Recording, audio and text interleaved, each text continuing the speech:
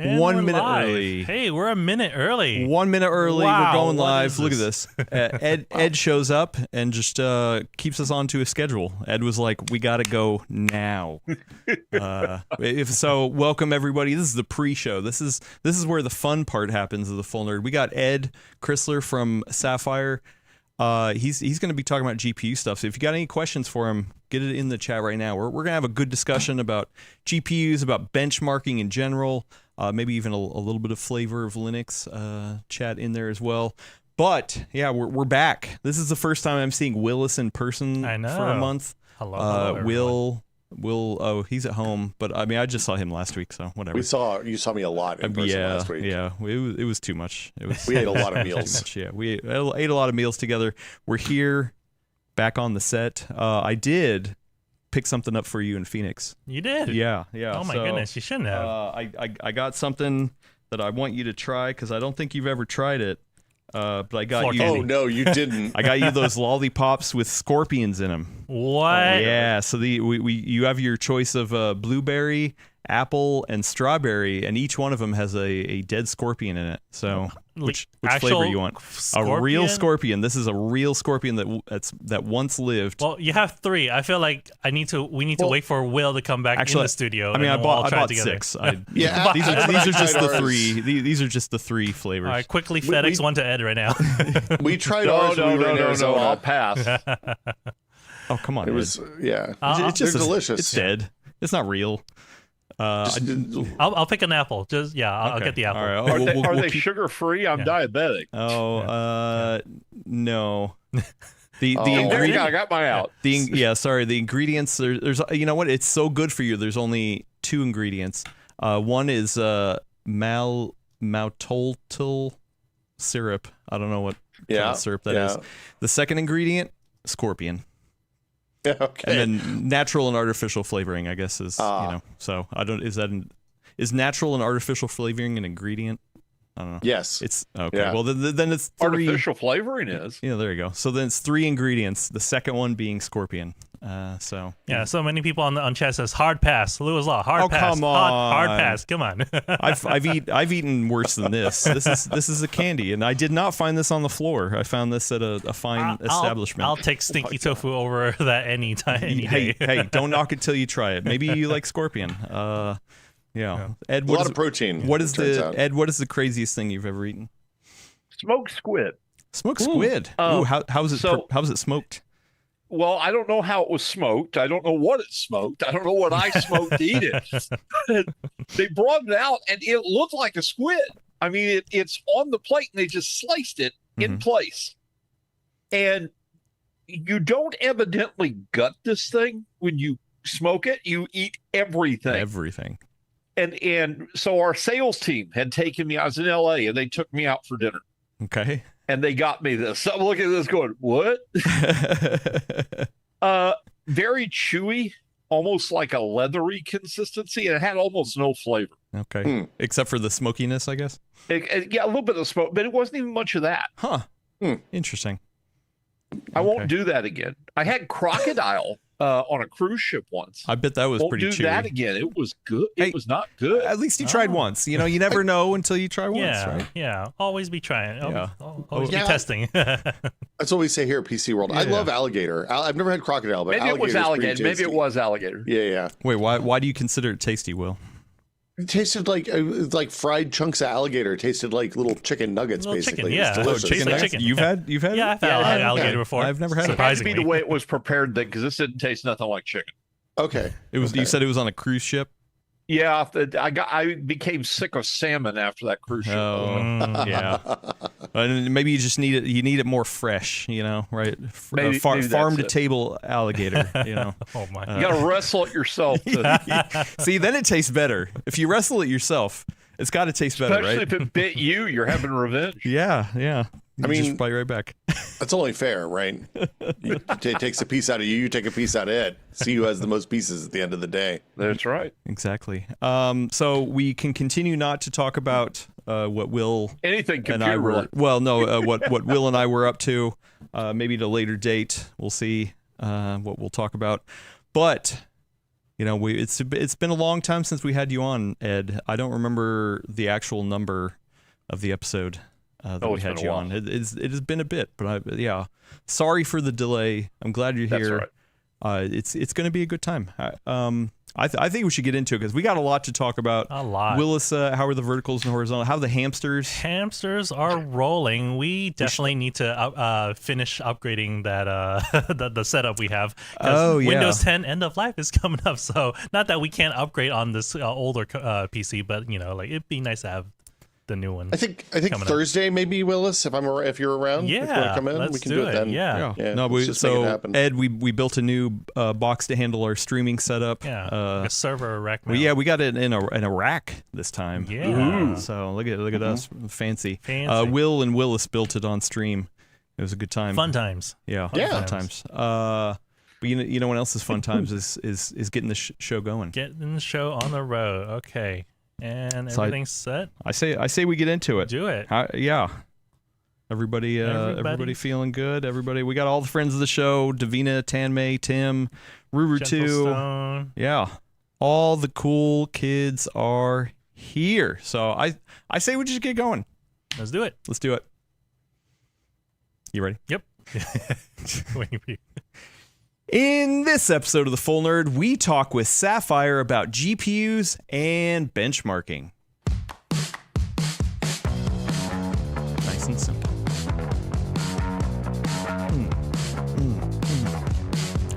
And welcome everyone to episode 368 of The Full Nerd, the best weekly podcast on the internet waves talking about DIY PC hardware. I am your fill-in host, Adam Patrick Murray, but I am not alone. I have a crew of people surrounding me, not necessarily physically, but some physically, some on the interwebs. Joining me live from the internet is one Will Smith. Hello, Will.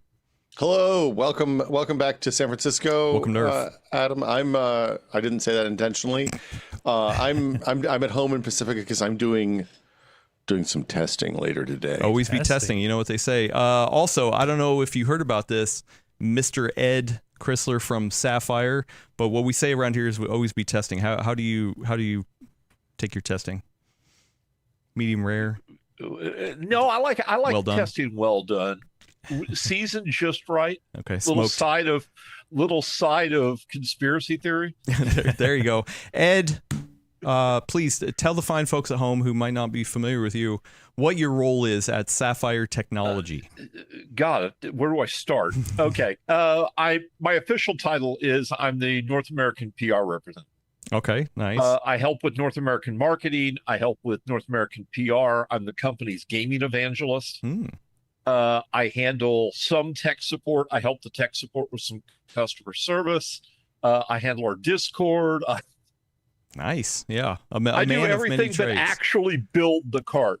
There you go. Well, I'm sure you're involved in that in some form or fashion. I'd like to be. Yeah.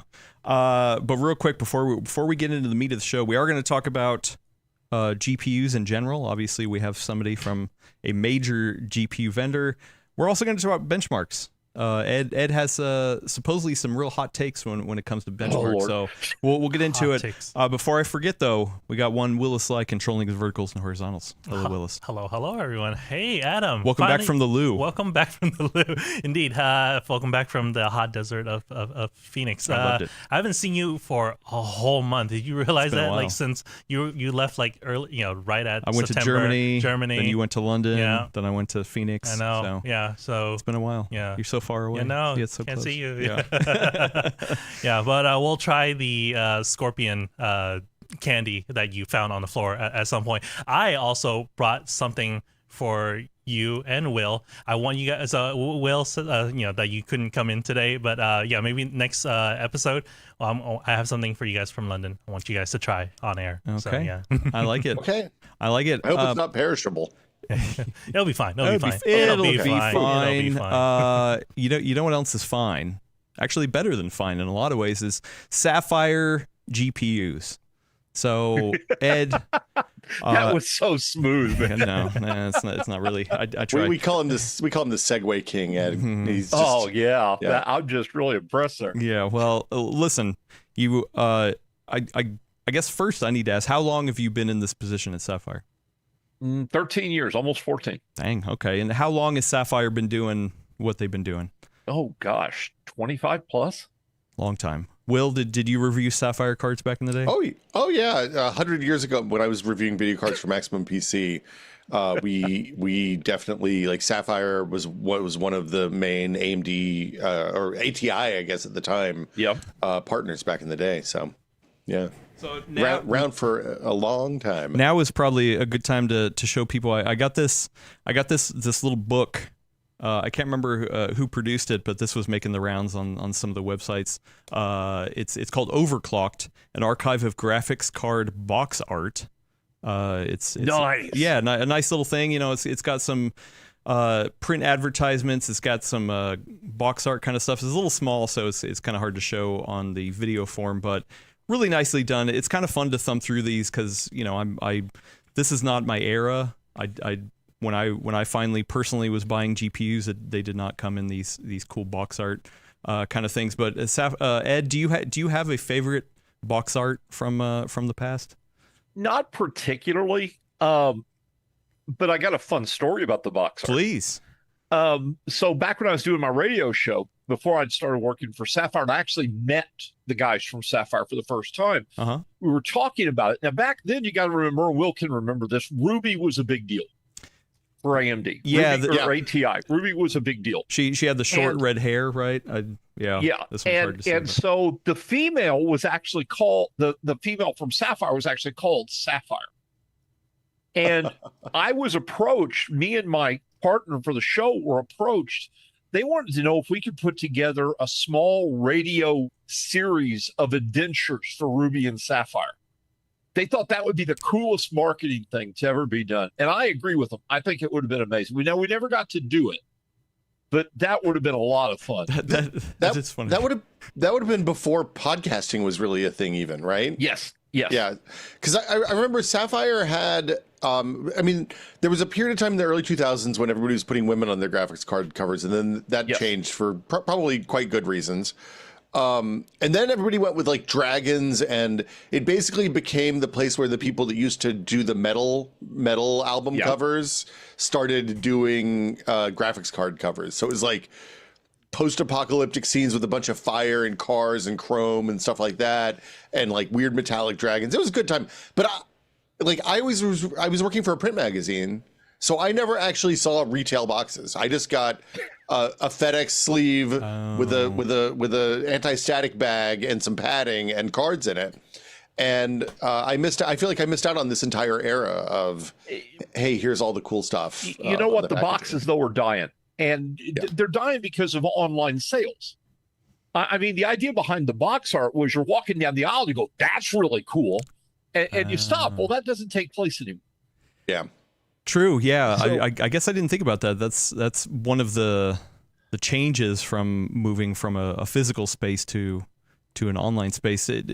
Like there are still places like Micro Center, obviously, that a lot of people love. Yeah, but in the grand scheme of things, as much as I love Micro Center, okay, I go to Micro Center once a month if I need to or not. It's like Mecca. Yeah, why not? As much as I love Micro Center is only a small portion of GPU sales. I can imagine. And motherboard sales, even for that matter. So to use them in that example doesn't work real well because the quantity of sale just isn't high enough to really move that needle. Interesting. Well, and the other thing that's changed is that there's a lot less variation from card to card these days too. Yes. Like in the old days, you had different memory configurations, you had different memory clock speeds. Some like in the early days of the GeForce, even you had DDR and SDR cards in the same family, so you had like double data rate memory bandwidth on some cards and not others. It was now it's just which number am I going to buy, and from which am I going to buy Team Green or Team Red or maybe Team Blue. And, the decision matrix is a lot easier in a lot of ways, I think, although vendors are doing a lot of stuff to differentiate their products that's interesting with different coolers and stuff like that. It's much more mechanical now than it was back then, I think. One of the things I like that we did is we simplified the layout. So essentially we make 3 cards. We make the Pulse, which is a good solid GPU, light overclock, but really well built solid cooler. Then you make the pure. Well, the pure's white. That's the purpose of it. There's so many people that want white builds. We made a whole lineup just for that. And then the nitro that has all the bells and whistles. So it really simplifies the process. If you don't want bells and whistles, you're not doing white, you buy a Pulse. If you want the bells and whistles, you buy a Nitro Plus. If you're doing a white build, you buy the pure. And it's not where you look and you see 30 SKUs for the same essential chip. True. Is it still is doing white? I know we've talked to case vendors in the past who've talked about white being really difficult because it's hard. It's really hard to match them, right? Really is that still hard the to case? match. Okay. We actually did a really good job with the motherboard. I've got one of the pure motherboards in-house. Those will be going on sale soon, so I can talk about them. We actually matched the white with our pure video card really well. I mean, that's important. Yeah. But pure or white builds have a different problem, Will, that nobody talks about. It's the aesthetics of the room you're in. So everybody thinks white builds are pretty. White builds are beautiful. Don't get me wrong. They're absolutely gorgeous. I love the look of white build. But if you don't have a room that the white fits in, like my office space, you can see the dark wall behind me, and my other walls are like a light chocolate. That's an accent wall. I have this black and browns, this earthy tones. A white build in this room looks silly. Stick out, right? And that's really a problem that happens with white builds. White builds, unlike black, can't go anywhere. You kind of have to have an aesthetic that they fit into. So that's, I've seen a lot of people do this. They'll be like, oh, I'm going to build a new one and I'm going to build it white. And they get it built, they put it in their office. They're talking to me. They're going, it looks awful. It doesn't look awful. It looks beautiful, but it doesn't fit the aesthetic. So white creates this whole set of problems all by itself. I mean, but it's still enough to offer it. I mean, you're talking about a third of your line is dedicated there's to just white. Demand. So, yeah, you can't go on a forum and somebody's not saying, I want a white. What are you going to do? You build it. You put it out there. People are willing to buy it. We're going to build it. Interesting. Okay, is there what's the runner up to white that people are always asking for that maybe you haven't done or think about doing? Did I get asked for a lot? The actually it exceeds white is toxic. Oh yeah, we have somebody in the chat. Yeah, just brought that up. When the toxic GPUs are going to come back, and I've got this answer down pat now because we've done it for so long. Please. The problem with toxic is being able to achieve a price to feature point that makes sense. What was the toxic line? Well, toxic line was the heavy overclock, the crazy cooler, the toxic. We did liquid cooling, and we did really super heavy overclocks. Well, overclocks have all but disappeared in this industry.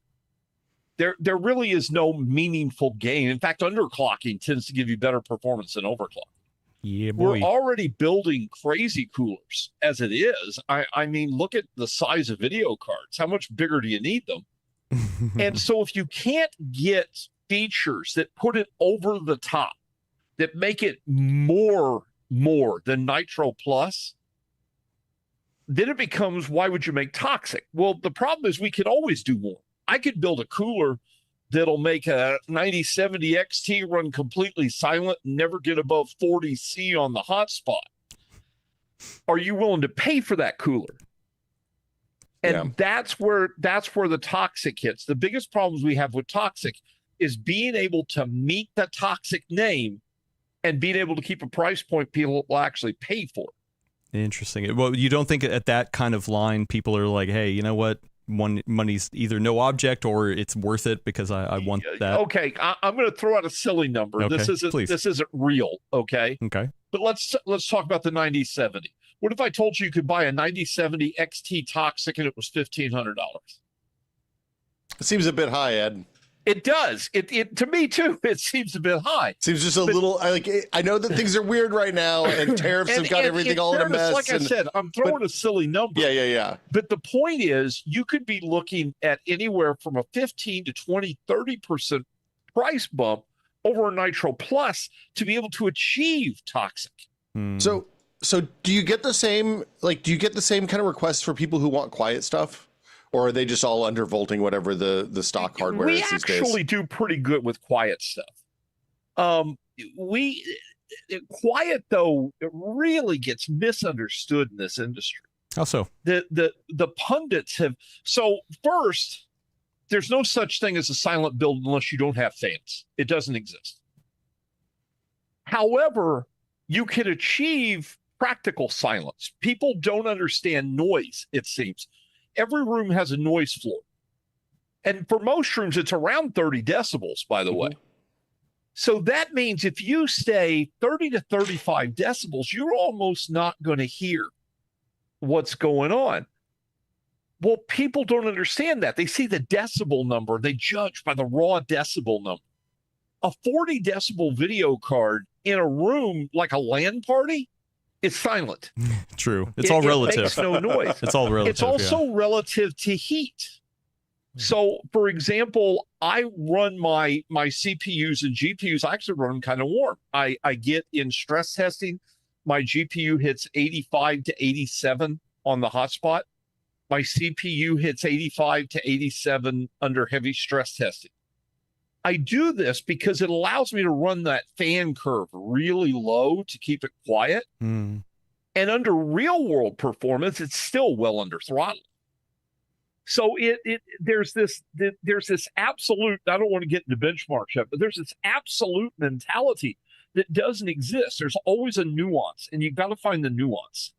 That's true. That's a good way to put it. Well, in terms of absolutes, one of the questions I do want to ask, because there might be some people who do not understand, why does Sapphire only do AMD Radeon GPUs?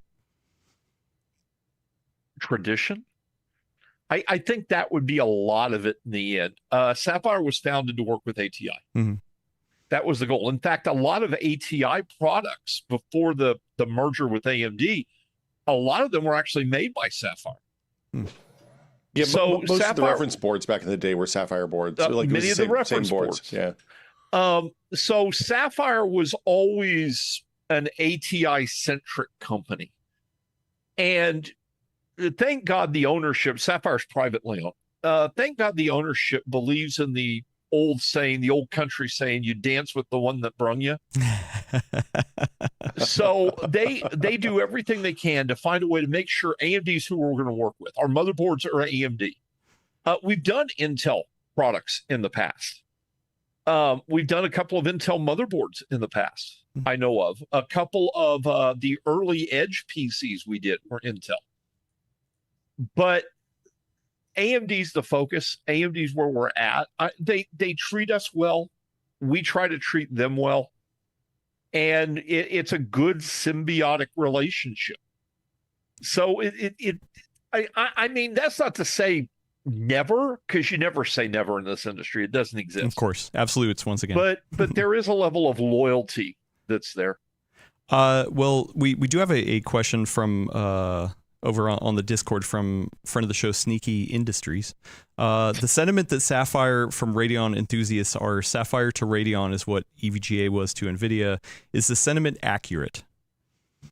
I would argue it's the other way around. EVGA was to NVIDIA what Sapphire is to AMD. EVGA came after, right? I believe it did. I really do believe it did come after. EVGA was a great company. I know a lot of people that work there. I'm sad to see them go because that's who we considered our main competition.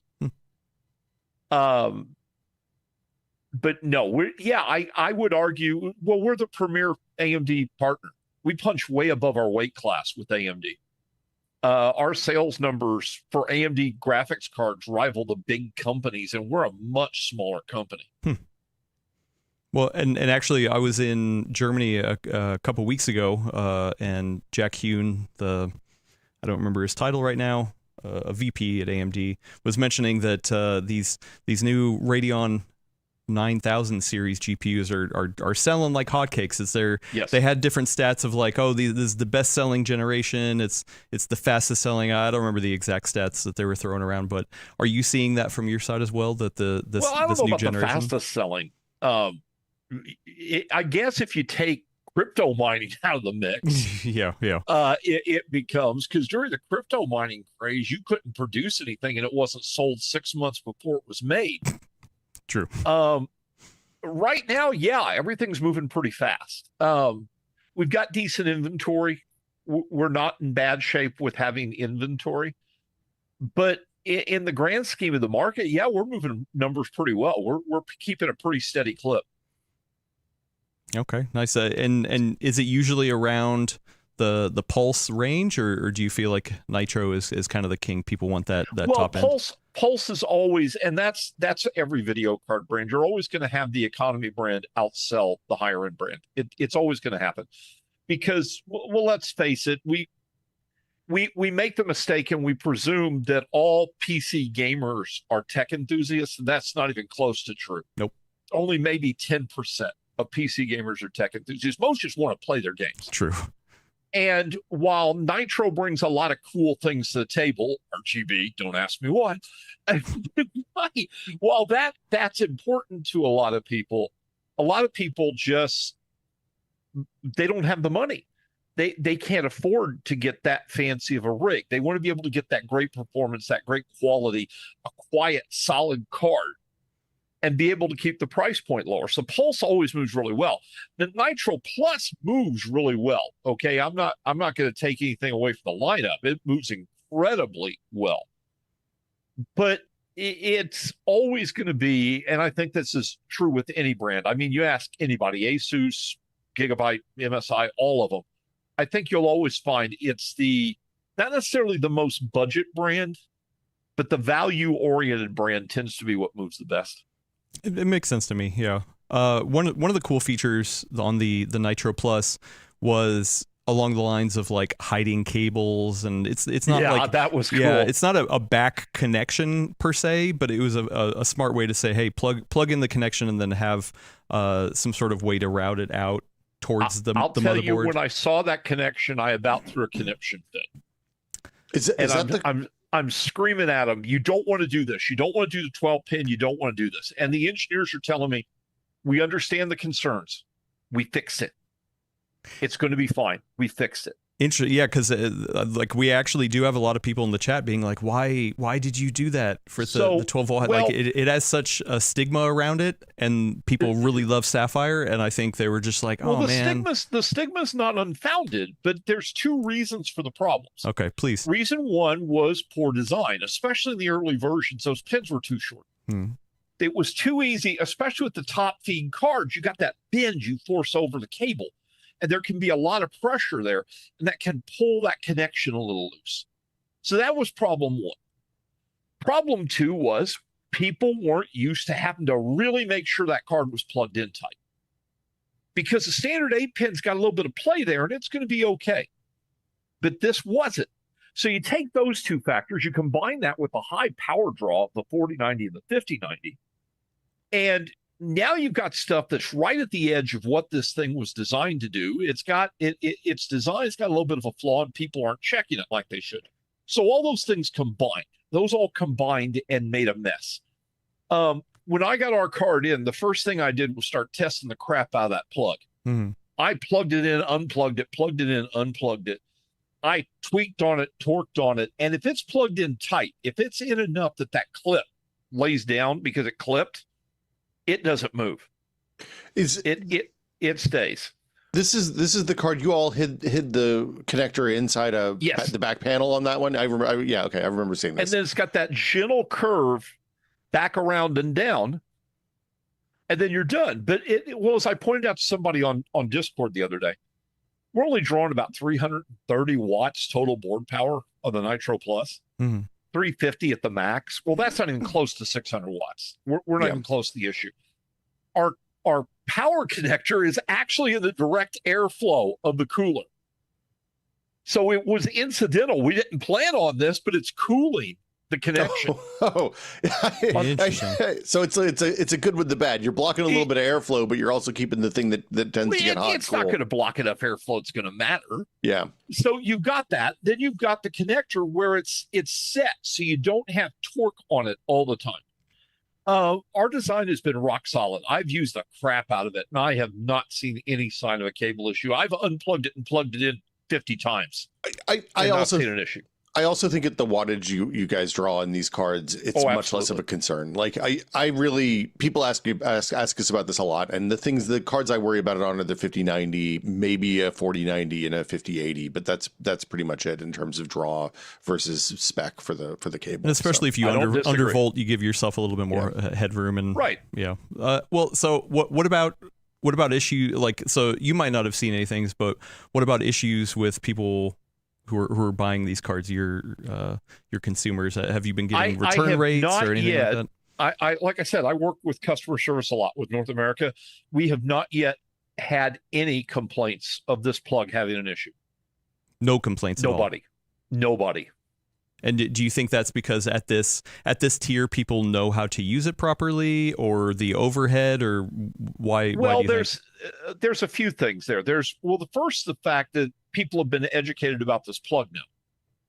Okay, NVIDIA had a rough go because, like I said, the plug wasn't designed that well for the purpose, and they were close to the edge to begin with. Nobody was educated. Nobody knew what the potential problems of this plug was going to be at first. Now they do. So I think people are paying more attention when they're plugging in that cable. And then, like I said, you combine that with the fact that we route the cable in a way that doesn't stress it. We've got active cooling, even though we didn't think about that, but we've got active cooling. You've got a lower power draw. All these factors combined, you're gonna have to almost intentionally mess up to create a melt on this. Well, was there any consideration of making a variant with the standard 8-pin? It was discussed. The reasoning this was done was twofold. One, the hidden cable's kind of something neat and cool and makes you stand out. And we looked at the idea of using dual or triple 8-pin in the same location. The spacing's a lot more difficult. It would have been way harder to make those cables route smooth because you've got a big bundle of cables when you've got that many cables. This is one of the things that I was surprised about with this connector. I didn't even think about it at the time. It's much easier to cable manage this. After using one of these connectors, I firmly want to see them fix the design so that we can move away from the 8-pin connectors. I would love to see this design properly fixed so that everybody could use it safely and we could completely move away from the 8-pin connectors. I think it's a better solution. And what would you suggest some of the design changes? I think there has to be a division of the rails. I do think there needs to be a division of the rails. I think you've got to stop the simple overlap. So like if one pin isn't in tight, it's just going to pull extra power from the other pins. I think you got to stop that. Yeah. I think the move to a connection that's not in a position of stressing will help it quite a bit. And then finally, you can't run that close to the edge of the power limit. You've got to give yourself some headroom. I think those factors combined, again, we did this stuff. I think this helps make it safer to use it. I think it removes the problems. Now, there needs to be some redesign down the road. There needs to be some safety features built into this. That hopefully will come along. But like I said, once I did the cable management, I'm like, holy cow, this is simple. It's really nice only running the one cable when you're used to running 3 or 4 of the old ones. Yeah. Is there any talk with AMD on that side about it? Were they like, maybe not? Yeah, that's do this above my pay grade. Oh, okay. That's above my pay grade. Yeah, AMD doesn't ask me squat. Yeah, well, and obviously they're not stopping you from doing it. I just didn't know, if there's any sort of conversation. Well, we're not the only one that did it. Who was it? Was it XFX did it too? Oh, I can't remember the other vendor. XFX did a 12 volt. 2x6, I think. I'm not 100%. I feel like we had the XFX board in there, the 9700 XT. Yeah, I don't remember. I feel like it's one of the ones I used for the microstarter testing that I haven't finished yet, but I can't remember. It might be in the other room. Yeah, I thought there was another AMD card that did this as well. They did a different solution for doing it, but they did it as well.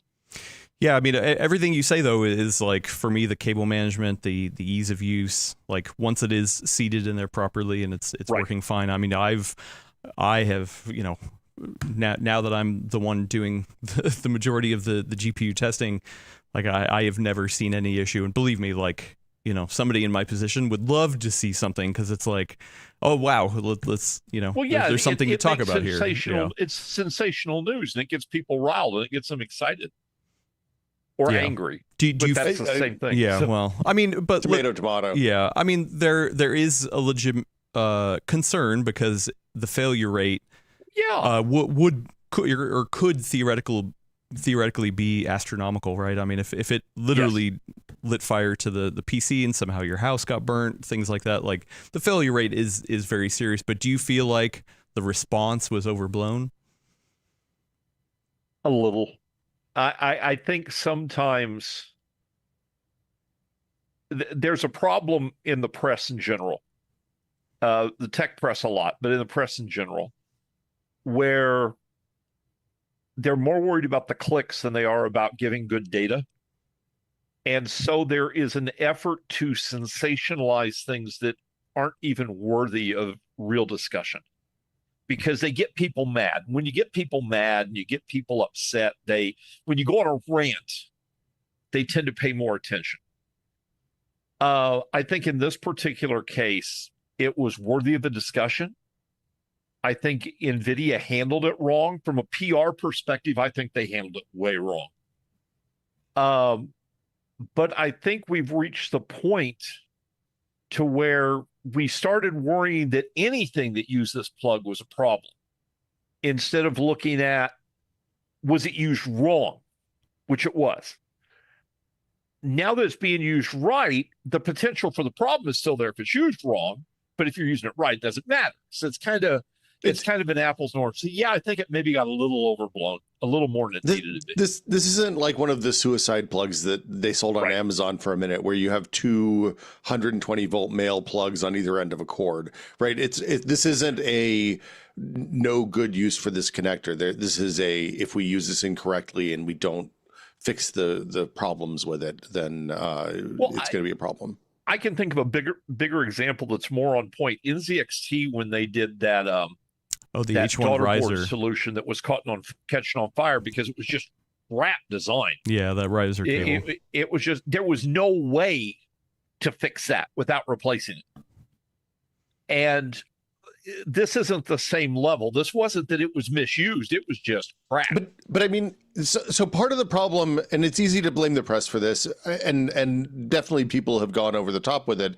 But I think the other part of the problem is that NVIDIA wasn't particularly transparent about the scale of the problems early on, which meant that then people have to go in and do investigating, and they start digging, and then it's hard to know when you don't know how many units have sold of a particular SKU, and you don't know what the failure rate of those units within that SKU is. The only thing people can do is go start looking at message boards and calling people who've had problems and talking to them and reporting what they've actually seen. Because in a lack of information, you got to find out if it's a real problem or if it's something that's affecting 1/100% of the installed base. This is a flaw in the industry, I think, though, because everybody's scared to admit something went wrong. Mm-hmm. Okay, remember Dell had all those computers failing in math classes, and they blamed it on too hard a math. Yeah. Apple had an iPhone that had an antenna design that was bad. You're using it wrong. You're holding it wrong, guys. Yeah, you're holding it wrong. If you are honest with the consumer, if you honestly go to them and say, hey, this isn't a massive problem, but there is an issue. If you have the issue, we're going to make it right. We're going to fix it. If you're open and honest with the consumer, most consumers are going to be okay with you. The problem is, though, we've got a consumer base that a little fraction with really big mouths make it rough for everybody else. Well, also, look, you're preaching to the choir here, Ed, but you and I have the benefit of working for privately held companies, and when you get the SEC involved and you're talking about $1 trillion companies whose stock prices are going to take a dive if there's a MSNBC story about a video card burning somebody's house down. Oh, absolutely. Like they're incredibly conservative about it, and like I don't think it's the right answer. But I do know that there are other requirements when you're working in some place that's publicly traded and have SEC requirements, all that stuff. So doesn't mean we like it, but we no, get it. Look, sometimes it's the system that's the problem, and I think even if everyone involved is working with best intentions, which I don't know if they are or not, it's things have to move at a slower pace than maybe the internet wants. Well, do you think by Sapphire using this connection and having it, at least by your accounts, be successful, do you feel like that has changed any of the ship? Like that you were one of the first people to be like, I'd like to believe it did, but the truth is I don't think it has. There is communities, every community does this. Once you find something negative, it's like a dog with a bone. They're not going to let go of it. It doesn't. Look at AMD. AMD has suffered for the last 10 years with the stigma of bad drivers. And the truth is, what is it, about 8-9 years ago, AMD actually was making better drivers than NVIDIA. And even today, I think they're, if not comparable, a little better. But that stigma for when there was a bad time, people can't let go of it. And I think that's kind of the problem that's going to happen with this plug. I don't think people are going to let go of it, even when it becomes a non-issue. Well, once it has the stink on it, you can't get that stink off, it turns out. Well, speaking of stink on stuff, we do have a question from one Elena Yee. They can't be here. It's her segue lore. Yeah, just to be clear, all of the PC World staff is heads down on Prime Day stuff. Prime Day. Yeah, because consumerism. And so anyway, I asked. So Brad and Elena have some questions to get into. One of them is around tariffs. So her question, I'm just going to read here. I'd be curious if you can talk about any challenges posed by the tariffs, or if Sapphire is or the tariffs have influenced the timing or decision of product releases at Sapphire. Yes. I mean, I can't get into too many specifics, but I can say there are quite a few product releases in North America that tariffs have had a fairly major negative impact on. The biggest challenge with tariffs, though, is not even the amount. And I'm trying to avoid getting into politics, it's the randomness. I mean, we've heard this time and time again. Yeah, is that if you can't predict it. I ship a pallet of video cards out of Hong Kong. They're coming over, right? When they left Hong Kong, my tariff rate was going to be 20%. So I can bake that in to what I'm going to do. But by the time they get to the States, that tariff rate may be 40%. And now I haven't baked the price in yet. And it just creates such a level of uncertainty. I really think if this tariff thing could stabilize, that even a higher tariff, like 20-25%, I think the impact could be mitigated. But the uncertainty makes it a nightmare for every company to bring stuff in.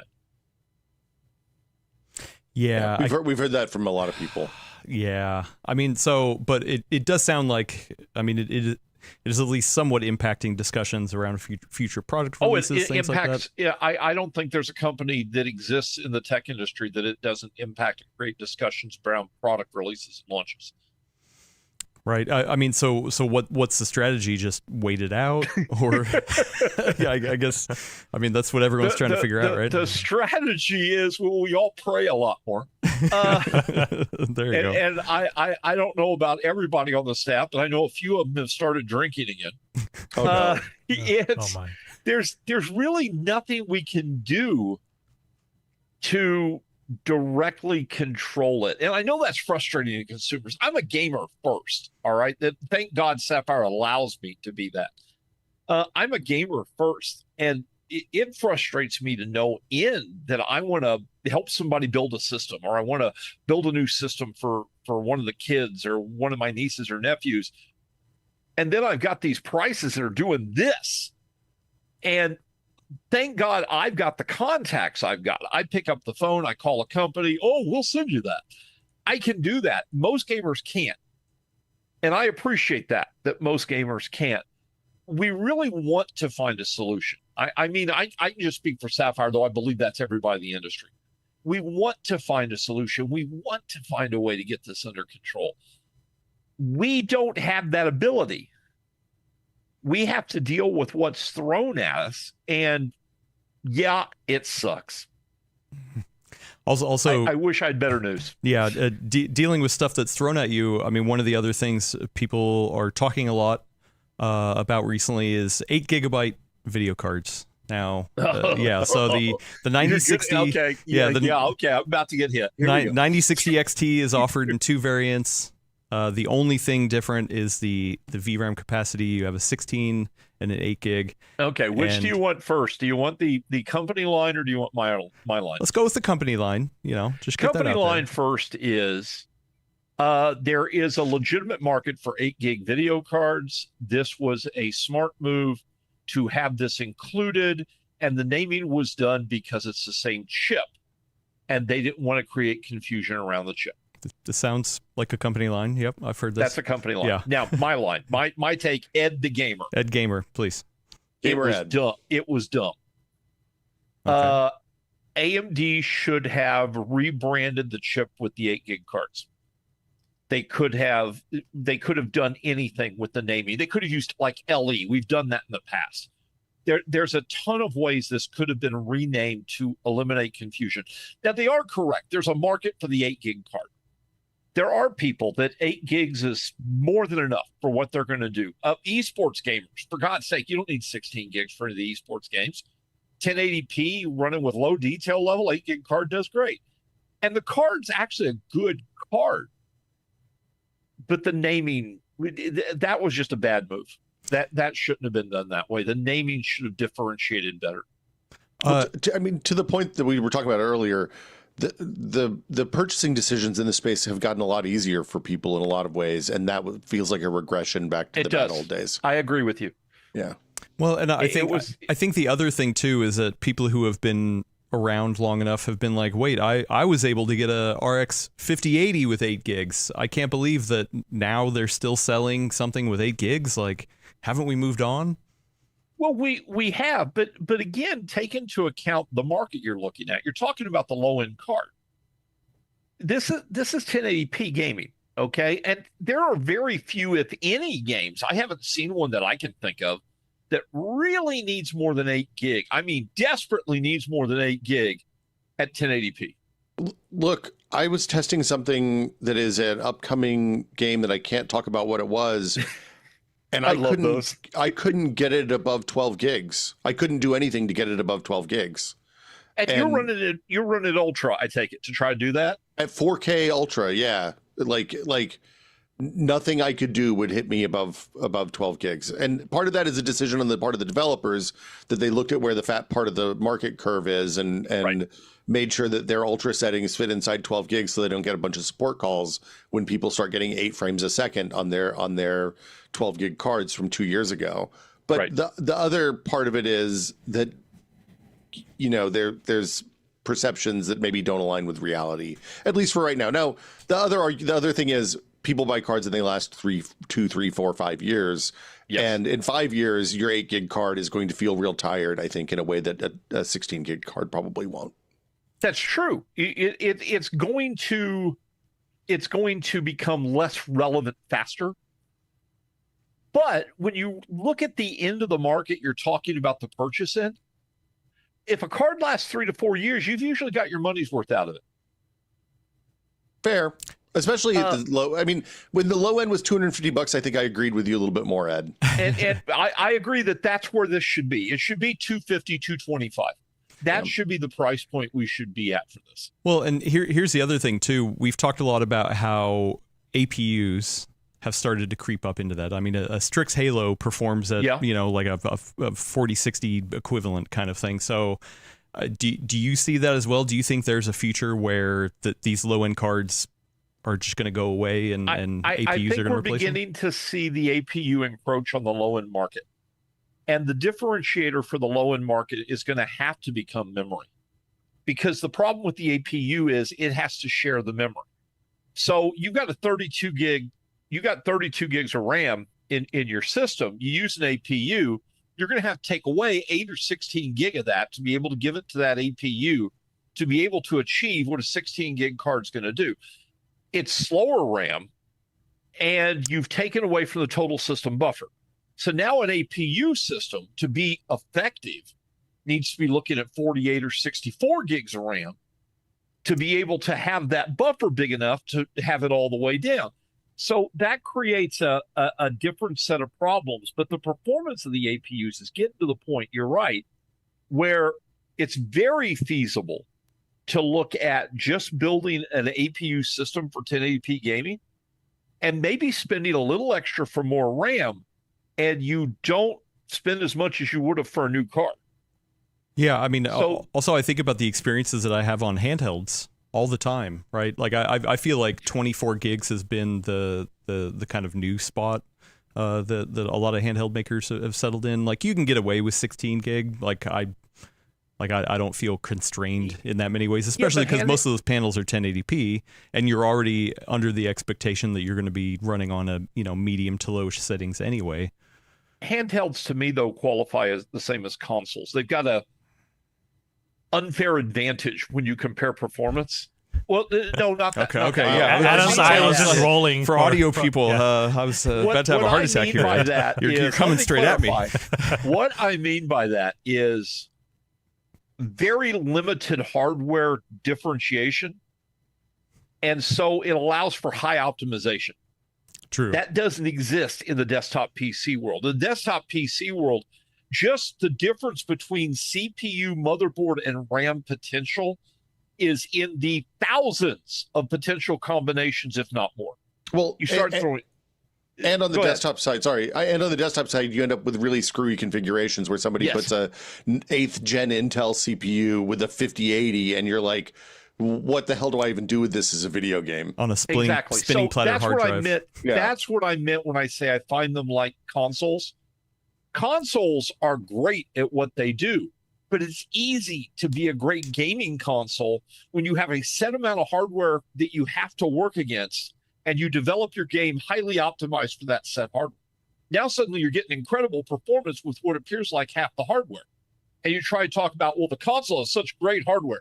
No, the hardware is kind of crap. It was just really well optimized. Or they had a target, right? Well, yeah, everybody knows exactly what they're building against is the big thing. And actually, I think that's one of the things that is best about the rise of handhelds for PC gaming in general is it gives an entry point and a min spec. Like the Steam Deck sets a min spec for PC gaming in 2022, 2023 that'll last for a decade now. Which is nice. I don't have a smooth transition or segue into this, Ed, but I have a friend of mine over in Taiwan sent me this the Sapphire Pulse RX 9070 GRE. This is not available in the US. Why is this not available in the US? I reviewed this card. That's above my pay grade. I don't understand. There have been a lot of products we've produced over the years that well, I think it has to do with what people want. So, like the wild video cards with the crazy anime characters on them. I forgot what the term is for that. There's a term. We can ignore. Yeah. Like who knows? Nobody like knows what the term is. Okay, so the point though is, in the Oriental market, those sell like hotcakes. You can't keep them in stock. They fly off the shelves. In the North American market, you'll hear people go, I wish we had those here. You might sell 100. Okay, you don't. Yeah. So there are a lot of times products fit different markets. I'm not sure what the specific reason is for this. This was what AMD said they wanted done, so this is what we did. But it's got something to do with that particular product is going to do better in that market. Okay. Well, I'm looking at the back of the box. There's 4 major bullet points, and one of them says supercharged with AI. It's got the AI inside. I think that's what makes a difference, right? Well, so does the 9070 XT. Well, okay. So while we're talking about products that are selling in other markets but not here, what do you think about scent packs, Ed? Okay, next question. Ed, come on. Come on, man. A Nitro Plus with a nice smelling scent, you know? Like gamers need to think more about their about How the long ago scent. was it somebody tried the scent solution, Will? 25, 30 years ago? Look, it's come around multiple times. One of the worst GDC demos I ever took was can't remember what it was called. It had a bad pun name, but it was the smell-o-vision for your video game computer, and they were like, look, you can say, look, bro, let's sit you down here in this lounge chair. Your living room's gonna smell like a battlefield when you're done playing Call of Duty, and it just smelled like cordite and butt. That's not what I'm terrible. saying we should do, though. That is not what I'm advocating for. I remember one of those that I tested for the radio show, and it smelled like my dog had farted. Yeah, It's also not what I'm advocating for, though. What are you advocating for? So what I've been saying, listen, picture a gaming room, a gamer's room, right? I'm in one. Yeah, you got your PC, you got a lot of electronics, you got maybe Taco Bell wrappers, who knows, how many times you farted in there. Most of the time, they don't think about introducing anything that might smell good in there, like a candle. Oh God, or, a Glad I've constantly plug-in. got a candle someplace. I know. See, you do. Then you get it. What if instead of having to worry about the candle, you let the GPU warm up, and it just emits a nice, whatever scent of your choice. Smells like tobacco Febreze. Adam, or I hate fresh to say breeze. this, Yes. and I'm going to be brutally honest. Okay. That's the dumbest thing.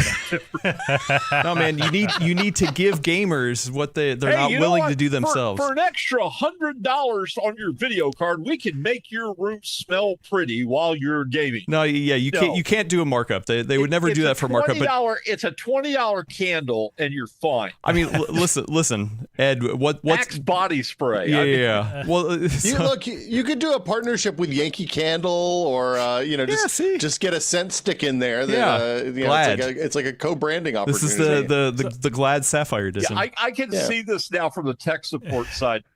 Hey, I wanted mine to smell like vanilla jasmine, and this smells like wild rose. I want my money back. So, friend of the show, Gentle Stone, mentioned to us that there's actually a brand, APacker or Pacer, has a portable SSD that comes with an essential oil diffuser. I've seen that. You've seen that? Yeah. So don't essentially, worry. it's a stone. It was a diffuser stone that you just put essential oil. God. And it as runs the hot, right? as the SSD warms up, you get a little bit of oil diffusion. How often are you running your external SSD? I mean, we actually do use them use a them a lot. lot. Yeah. Well, I use them a lot, but I don't use them enough to keep the room smelling pretty. It's value add, right? It's the people are going to pay extra. I will say the only way I would pay extra is if you tell me you come out with a Toxic edition and it smells like the Toxic Avenger. I'm in. Look, boom. if you want your swamp butt stinking video card, I'm just saying, Ed, it's a razor and blade model. You can sell additional scent packs that people can load in when the first one wears out. You know what? Get a subscription service going. I'm gonna approach leadership with this idea. I'm going to tell them the guys at PCWorld said this was a good idea. Yeah. And we'll see what happens. I don't need anything stinking or coming out of my computer to change the smell. Well, I appreciate the concern, because remember, I go to a lot of LAN parties. Yeah. Also, and if you've ever been at a LAN party, oh my God! Imagine if everyone had a little bit of a nice scent coming off rather than the bad scent. Also, Ed. Like we were talking about relativity, or being relative to like noise levels. These computer parts are putting off scents. They are, right? And they're not great. They're like burning plastic, sometimes. So I'm just saying, solder flux. Imagine if you get to mask it, with some good. I'll send it up the ladder. I mean. Yeah. Boom. I've heard of weirder things. Well, you're one of your competitors is already doing it, so you're already late to the game. They're using SSDs. We don't do SSDs. No. Who's the company? Is it Power Color? No, it's not Power No, Color. it's it's not in North America. Yeston. Yeah. Yeston is available in North America. Yeston has GPUs that have little scent sticks. So what Yeston is saying to consumers is, our GPUs really stink, but we're going to put this scent stick in it so it doesn't smell as bad. Their Okay. GPUs Now, smell like everyone else's GPUs, except for now the SenseStick ones, and they're putting anime characters on the boxes too. So well, there you go. there you go. Yeah.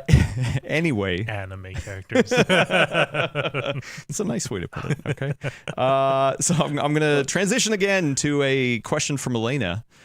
She's also curious about production costs. Have the production costs gone down for like some features that used to be very fancy, like backplates? I mean, back in the day, GPUs didn't have backplates. Now backplates are kind of a necessity, right?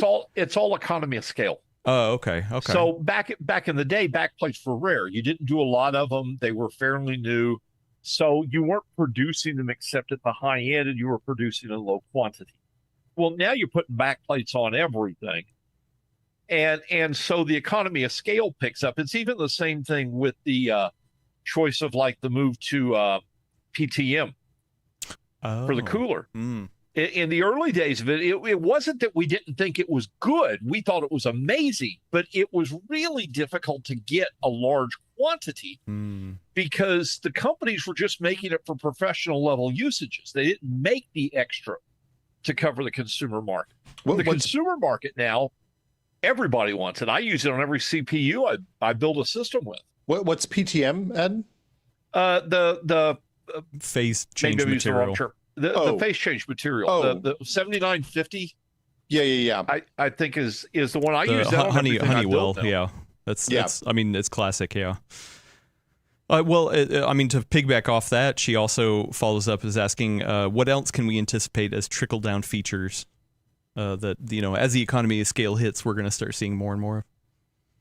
I'm really not sure there's much left. Really? Video card designs, in the grand scheme of things, have not really progressed for 15 years. They've just gotten bigger. I mean, think about it. Vapor chambers. We started using those before everybody else thought it was even cool. We did. Most people don't know this. We were the first to put HDMI connections on consumer level graphics cards. Really? Yep. Nobody was doing it back in the day. They were doing the not the display ports, but the DVIs and the VGAs, and that was it. So this is stuff that has made changes, but there hasn't been a really amazing change to the technology in a long time. I mean, we did a new power connector. Phases, VRMs on cards, basically the same. Cooling on cards, basically just bigger, more powerful, but basically the same. The shroud systems, the PCBs, the connections, all of this is basically the same. I think most of it has reached its economy of scale. I mean, even a low-end card essentially uses the same parts as a high-end card. It's just the quality of the parts at the end of the day anymore. So I think until we see a real change for how this is done. I know one of the things we looked at, the Nitro Plus cards. I think you looked at one. Oh, well, we don't. I don't have one now. The top of the card, there's this grill framework that's actually hold on by 4 screws. It's a plastic grill framework. I've actually got the STL files to make my own custom one of these. And people have been like, well, you need to sell those. You need to sell. Yeah, that's not as easy as it sounds. Why not? Because, well, think about it. You're not going to be able to do it in. You're going to have to do it at least PETG, if not a more durable material. You can't do it in PLA. The heat from the video card will cause warpage. You have to use a fairly large printer to be able to do this. So that might see an economy of scale growth, but that's not an item that I look at and go, that's going to have an impact in the industry. I just don't see anything currently in the pipeline that's making a drastic enough change to really have an impact like that. Interesting. I mean, we do have people in the chat maybe throwing out some ideas like faster RAM, switching to different modules. I mean, but that's controlled by AMD. That's normal upgrades, and quite honestly, it's still more of the same. Yeah, it's just faster, better, more of it. That happens every generation. Yeah. People are saying like BTF connectors, like actually like what Asus is doing by having a whole separate. The BTF connectors might, but so we're doing it. By the way. Oh, really? We've got a motherboard and a graphics card that hopefully we're going to release soon for general consumption, but we've released press releases about it. Oh. We've got a motherboard and a graphics card with a BTF connector on it. Really? Oh, wow. Awesome. Okay. I did not see this. But here comes the but. You got to see what kind of response you get from this, because right now with the way this is designed, you have to buy a motherboard and a graphics card specifically to do this. Okay, so it doesn't incorporate the phase 2 of what it does. Asus has. No, the card we have has the ability to use either connection. Oh, okay. But this is kind of like the back plugs on motherboards. It sounds like a really cool idea, but when you realize the level of change in the industry that has to take place, it's not taking off nearly as fast as everybody thought it.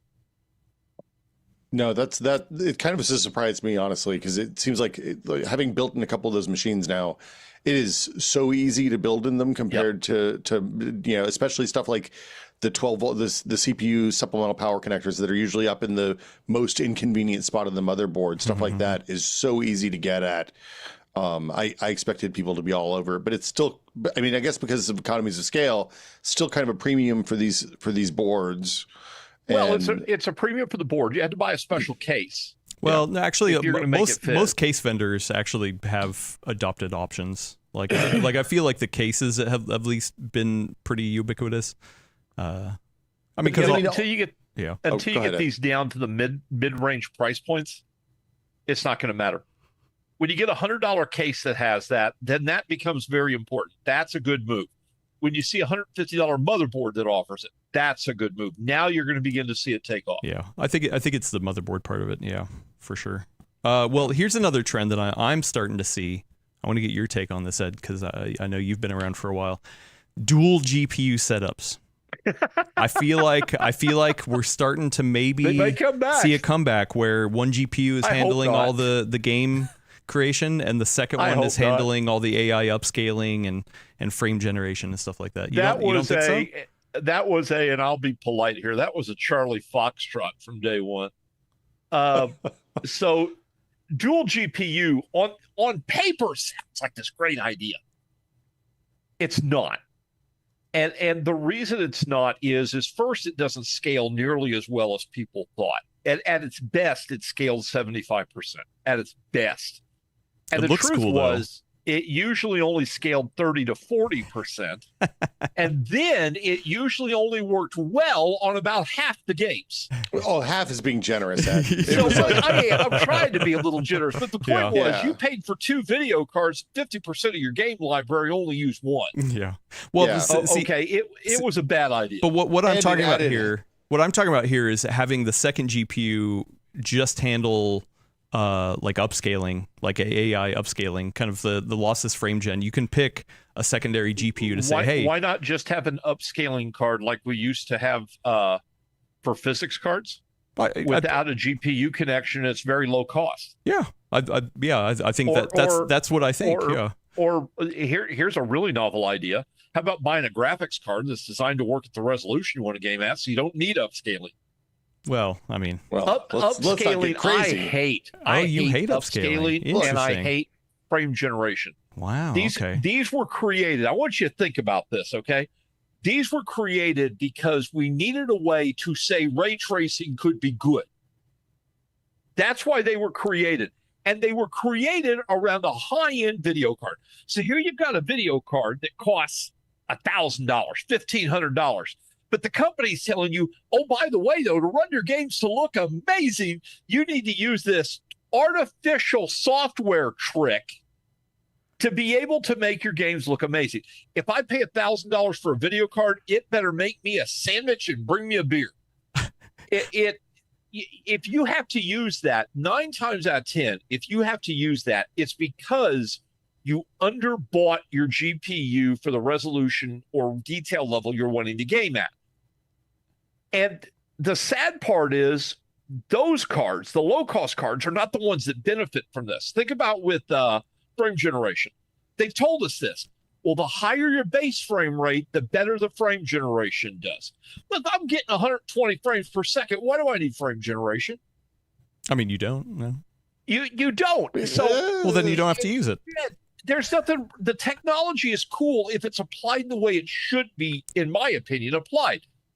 Low-end cards that need that little extra kick to get over the top. Well, I like then the tech makes sense. So I agree with you on the ray tracing stuff. I actually disagree with you that saying that it's the only reason, because I actually think it's the push to like 4K. Like 1440p is damn nice, but like even without ray tracing, like games at 4K like still needs like upscaling. Like really, how much?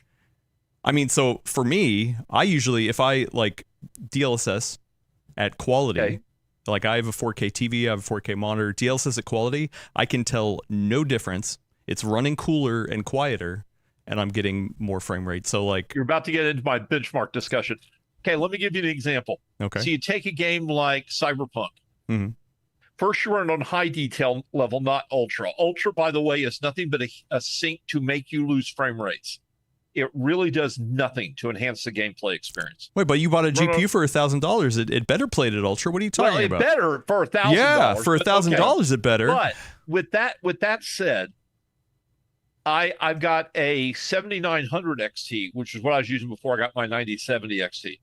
I could play Cyberpunk at 4K and get 80 frames per second without using any upscaling. And in a game like Cyberpunk, you don't need 150 to 200 frames per second to have an amazing gaming experience. So this is back to context. And this is going to dive into the benchmarking thing because context has been obliterated. We don't discuss context anymore. I mean, to your point, there's multiple markets for stuff, right? Like I play competitive multiplayer games at very different settings and frame rate and performance expectations than I do single player games. Yes. That said, when I loaded up Indiana Jones and turned everything all the way up and I was running at 120, 130 frames a second at 4K on a nice OLED, it was a pretty remarkable gaming experience, unlike anything absolutely. I'd ever had before, right? And like I think the ray tracing, like we're in a pain situation. I mean, maybe you disagree with me on this, but it feels like we're in that transitional period between traditional raster stuff and ray tracing, the hardware really being capable of doing ray tracing at the resolutions people want to play games at. And we have some of these technologies to kind of get us over those humps, right? I think we're still a good 3 or 4 generations away from real ray tracing. You know what I'm talking about. Yeah. Real throw out rasterization ray tracing. I mean, we're seeing people experiment with it, but it still seems limited in a lot of nothing cases. We've got even at 1080p can do it correctly. Yeah. And what we've got right now is a subset, a small subset of ray tracing. In shadows, I think ray tracing does pretty good in shadows. I really do. I think it does pretty good in shadows. But when you look at the games that they use for ray tracing examples, and I love teasing people about this, go look at what they show you for the ray tracing.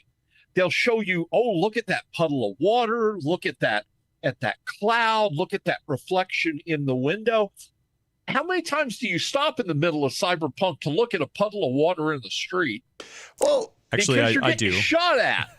I'm somebody who really explores areas. So okay, and well, let's take that a step further. There are a lot of the areas they've shown in Cyberpunks where you see that puddle of water. It's in a building. Somebody needs to call a plumber because they've obviously got leaks in the middle of the building. Well, now you're just talking about design. Now you're talking about design. Yeah. You're walking around the streets. Every car is freshly washed and waxed. Well, but it was raining that day. That's the only way you can truly see ray tracing. You have to create the extreme, or it doesn't pop out like that. ray tracing, if it's properly used, should be, it's gone. It doesn't exist. Yeah. You just see this incredible image quality. That's all you see. Well, but I think that's the thing. Like, but that's a marketing problem. They're focusing on something but I wouldn't call that a ray tracing problem. I mean, it's a tech problem because we haven't reached the point we can do it beyond these things yet. We have games that have entirely raster light pipelines now. I mean, entirely ray traced light pipelines at this point, right? There's a handful of them. Oftentimes, you have to have a really expensive card. You have to turn the settings up all the way. But like, and you have to use all sorts of render scaling and frame generation. Yeah, and you're extrapolating out from 1 ray to 1,000 rays to get lighting on all the pixels and all this stuff, which to your point is problematic for a lot of reasons. However, the thing that's happened with this transition from the raster pipeline that we've been using since Quake, basically, to this new way of doing things, is that we're starting to see the bottlenecks change and the performance profiles change, and we're seeing entirely different, like basically this shift from a raster lighting model where we pre-compute light maps and dump them in and render them like textures that add light to the world, to this ray tracing model where we're making light sources that bounce into the world, is completely upending all of our expectations on how games should perform in a way that's really strange and weird. And when I talk about a transitional period, I think that's the problem right now. I don't think you're wrong. I think we are looking at a transition. I think the problem is the way we look at it right now, though, is, again, we're about to dive into the whole benchmarking thing. I think we're missing the context. To give you an example of this, I had somebody ask me about ray tracing NVIDIA versus AMD. I got a theory, and I want to run this theory past you, Will, because I'm sure you remember this. Remember when Witcher 4 came out and Teslization was really taking off? Witcher 3. Or Witcher 3. Yeah. And man, Witcher 3 ran like crap on AMD video cards. It was awful. But the hair flow was so beautiful on NVIDIA cards. And then they discovered something. NVIDIA had CCP take the tessellation and crank it to 12 on a scale of 10. They had cranked the tessellation up to the level that you could have taken a still image of a wolf, bore down to the skin to see the follicles of the hair and the dandruff. Okay, it was a stupid level. When they took that tessellation and dialed it back to about a 5, the image quality of the game didn't change for gameplay. And suddenly AMD was performing on par with NVIDIA. I think to some extent we're seeing that with ray tracing today. I think a lot of the ray tracing is pushing farther than it's genuinely impacting the image quality. And I don't think it has to. You look at, I think a good example you put was Indiana Jones. AMD actually does pretty well on that game. Yeah. If you look at the ray tracing pipeline, I think you're going to find out it's a much shorter, much cleaner pipeline than something like was done in Cyberpunk. I think Cyberpunk, you're going to find they cranked it to 11. And Indiana Jones kept it at a reasonable level. Well, also we're hitting...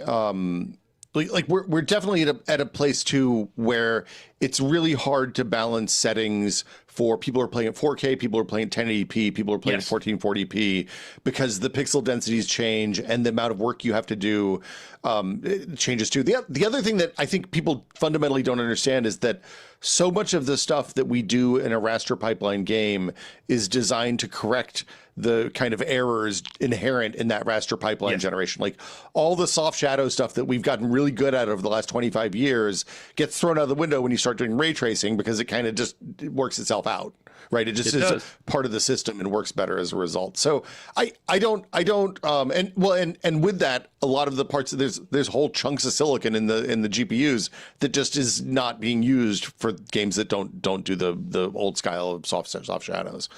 So I think this is a good point. Let's move over to the benchmarking stuff, because this is going to transition us between the two. Grab your bleep filter. Yeah, watch out, Willis. The thing that I like about upscaling, about these technologies, ray tracing, things like that, is that I feel like we have more choice than ever, right?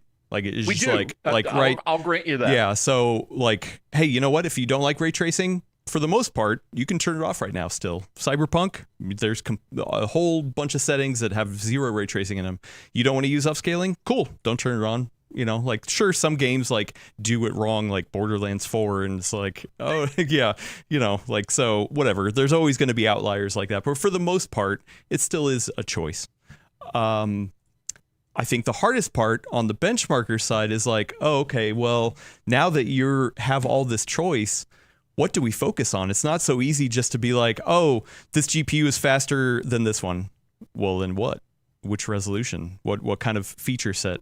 What kind of, you know, like extra AI? Like man, for me, that's the hard part. Is like, I play games completely different than somebody like Will. I am not a competitive gamer at all. I have no competitive like bone in my body. I mostly play single player games, and also I'm a dabbler. I just love moving around, and I do like turning on all the bells and whistles. And if I get a smooth 40 at 4K, I'm cool. I'm fine with that. And some people are like, oh my God, that's horrible.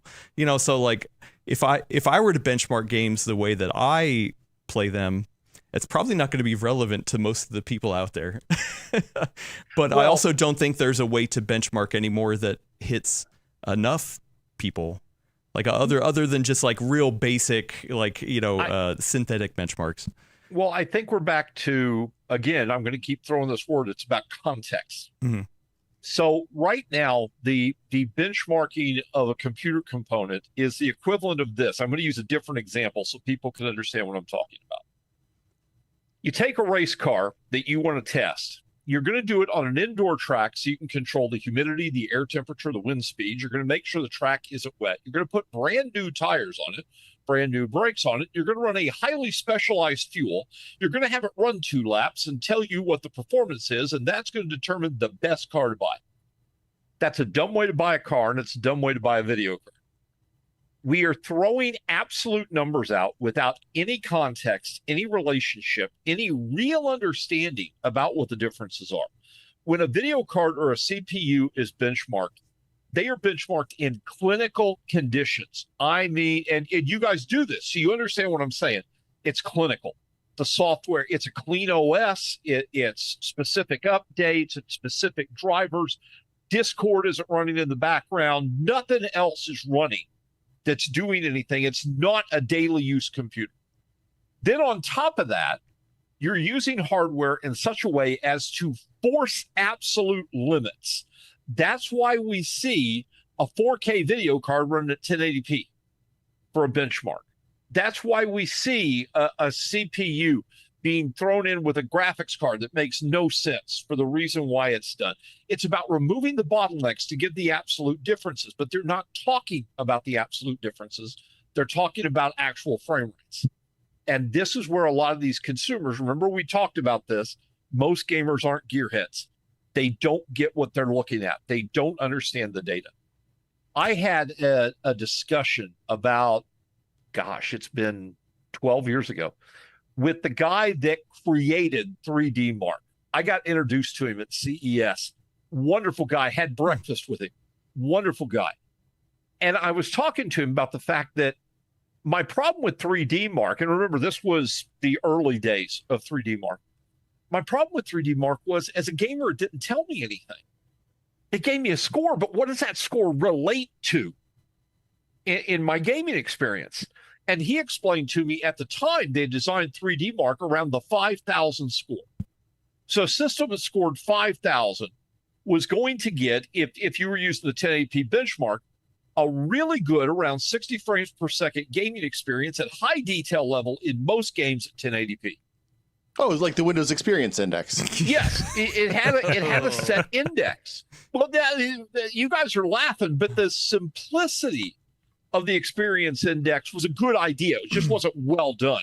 Yeah. This is what's missing today. So instead, what we've got today is you got people throwing 100 games at you. Here's a newsflash. A lot of people don't play any of those 100 games. The gameplay library is vast. You know this, Patrick. It's massive. You can't do this for everyone. The only real solution that works for across the board is synthetic benchmarks. But the problem is with synthetic benchmarks, we don't have numbers that tell us what the experience does. We don't have that kind of real total package look anymore when it comes to the way a computer works. The best software right now for this, and it doesn't work for gaming very, very well, is PCMark. PCMark is an incredible total package look. Yeah. Well, we actually do run this for laptops on the website. We do use PCMark. It's an incredible program for it, but from a gamer's perspective, it still doesn't give us the data we need. Yeah. So how do we fix this? And I actually wrote an article about this on Sapphire Nation. We need a new benchmark. We need a benchmark that looks at CPU in relationship to GPU, in relationship to RAM, in relationship to storage. And the number you get qualifies something experientially so that you can understand what it is you're getting. We really need this rewritten, because the approach we've got now is to test individual components, throw those numbers at these people without the knowledge or the desire to have the knowledge, and then say, well, buy the one that's fastest because bigger number, better number. That's what we do. It doesn't even work. It doesn't even work that way in the tests we do. So let me give you another example to understand context. What if all you play are turn-based games? I mean, actually, I play a lot of turn-based games. I play a lot of turn-based games. Does anything past about 75 frames per second really matter? Yeah, not at all. It's meaningless. So what if all you play are standard action RPGs like Skyrim or stuff like that? Well, once you get past about 100 to 120 frames per second, the experience drops off. It doesn't change anything. In fact, people don't seem to realize this. Skyrim Fallout broke after 75 frames per second because of the physics engine. You couldn't play them faster. So we don't have this context. People don't understand the context of what they're looking at anymore. Even you said you play competitive games, Will. Mm-hmm. You play the competitive games. Those are awesome. At 250, 300 frames per second, those are amazing. But, and I think you'll acknowledge this, unless you're a professional skill level player, once you pass about 200 frames per second, it really doesn't impact your gameplay experience that much anymore. There's a the connection between extreme high frame rates and, but honestly, most people don't have monitors that go to a point that 250 beyond like 300 hertz and greater monitors are really rare.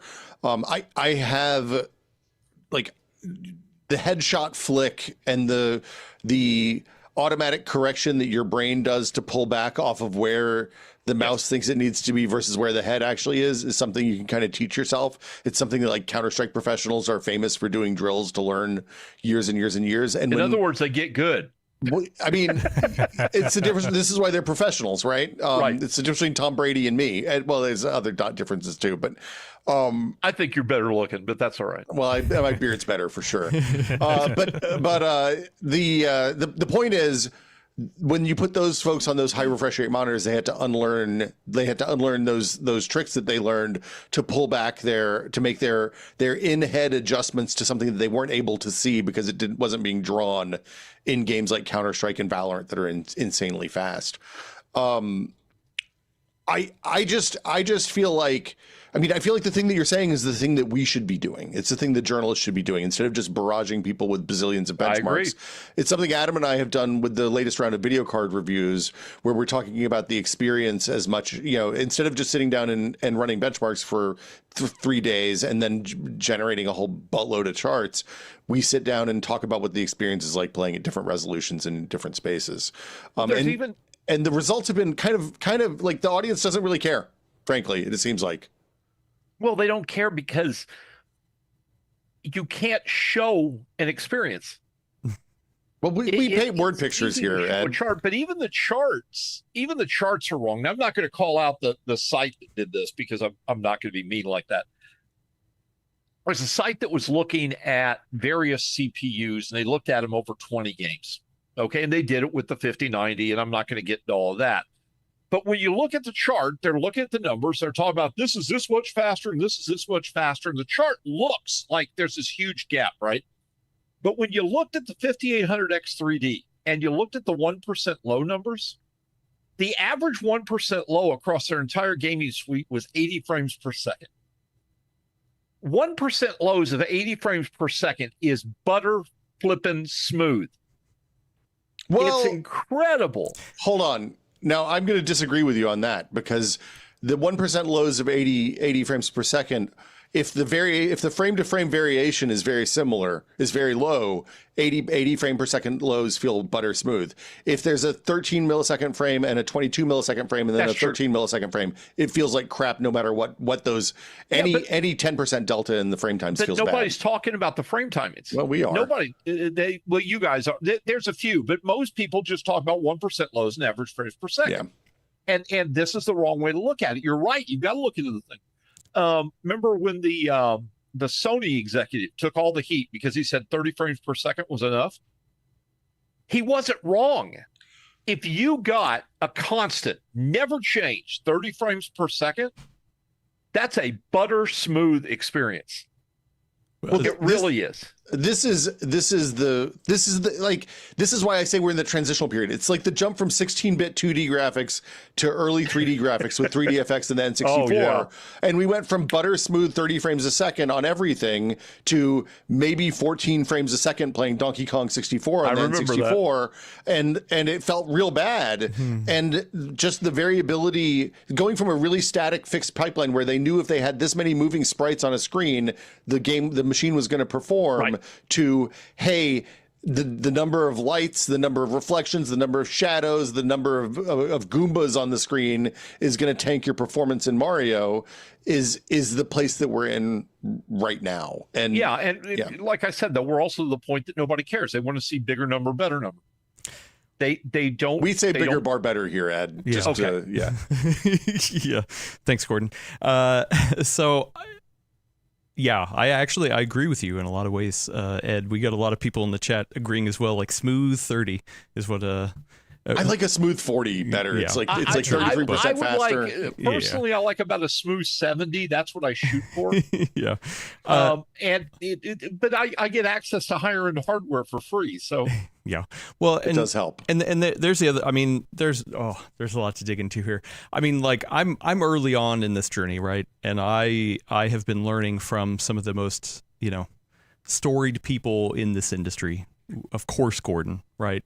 Like, and so he had ways to do things. We didn't always agree. We didn't always see eye to eye on how to benchmark or what you're looking for, things like that. But we definitely, like, I feel like I'm starting to see, like, okay, a lot of the benchmarkers out there for anything, not just CPUs or GPUs, handhelds, I mean, especially in certain areas where it gets more generalized, like handhelds, is that like, you're not being upfront about what you're benchmarking, which is correct. Like you're either trying to show, hey, this is what you could be getting in this game. It's like, well, no, that's only if you have the exact same hardware and the exact same stuff. Exact same setup. Yeah, the exact same setup. So really what you're showing is relative performance. And if you're just trying to show relative performance, you're also trying to show relative performance at the most maxed out hardcore, ultra, everything at ultra, everything at the highest resolution, all that kind of stuff. If you're going to show relative performance, you don't need to show absolute numbers of frame rates. You can show percentage differences. Exactly. Yeah. So it's more useful data at that point. And also like the pool size, like it's always good to have a very large pool to pull from the data set, but also at the same time, I was having a discussion with somebody, I'm not going to out them, but they were like, hey, I went back and looked at a bunch of the data, and if I just ran 3D Mark benchmarks, those gave me roughly the same percentages as if I did like 50 different games. So like, why are we dumping so much into all these games? I think your comment about benchmarking with handhelds is important. Because when you benchmark with a handheld, you don't look at the CPU or the GPU or the RAM. You look at the totality of the experience. Yeah. And this is something that a lot of gamers are missing. I get people, they're like, well, I want to buy this CPU and I want to buy this GPU and this RAM. I bought this and now this feels wrong. Well, because it's unbalanced. The system wasn't balanced. It wasn't. This is something that Will relates to, I'm sure. We used to worry about balance of a system when we would build it. You wouldn't buy a super high-end video card and then a piece of trash low-end CPU. You wouldn't do it. Look, I come from the maximum PC ethos where we just build there's why bother everything with you guys built was top of the line. Everything fast. There's only one speed. If you're not first, you're last, Ed. Well, and I remember those days. Yeah, it was a little bit different back then too. And the expensive cards were $500 and not $2,000. They'd build their dream PC, and I'd be looking at it going, "What the hell was this?" Well, the dream machine was performance art. Is the thing?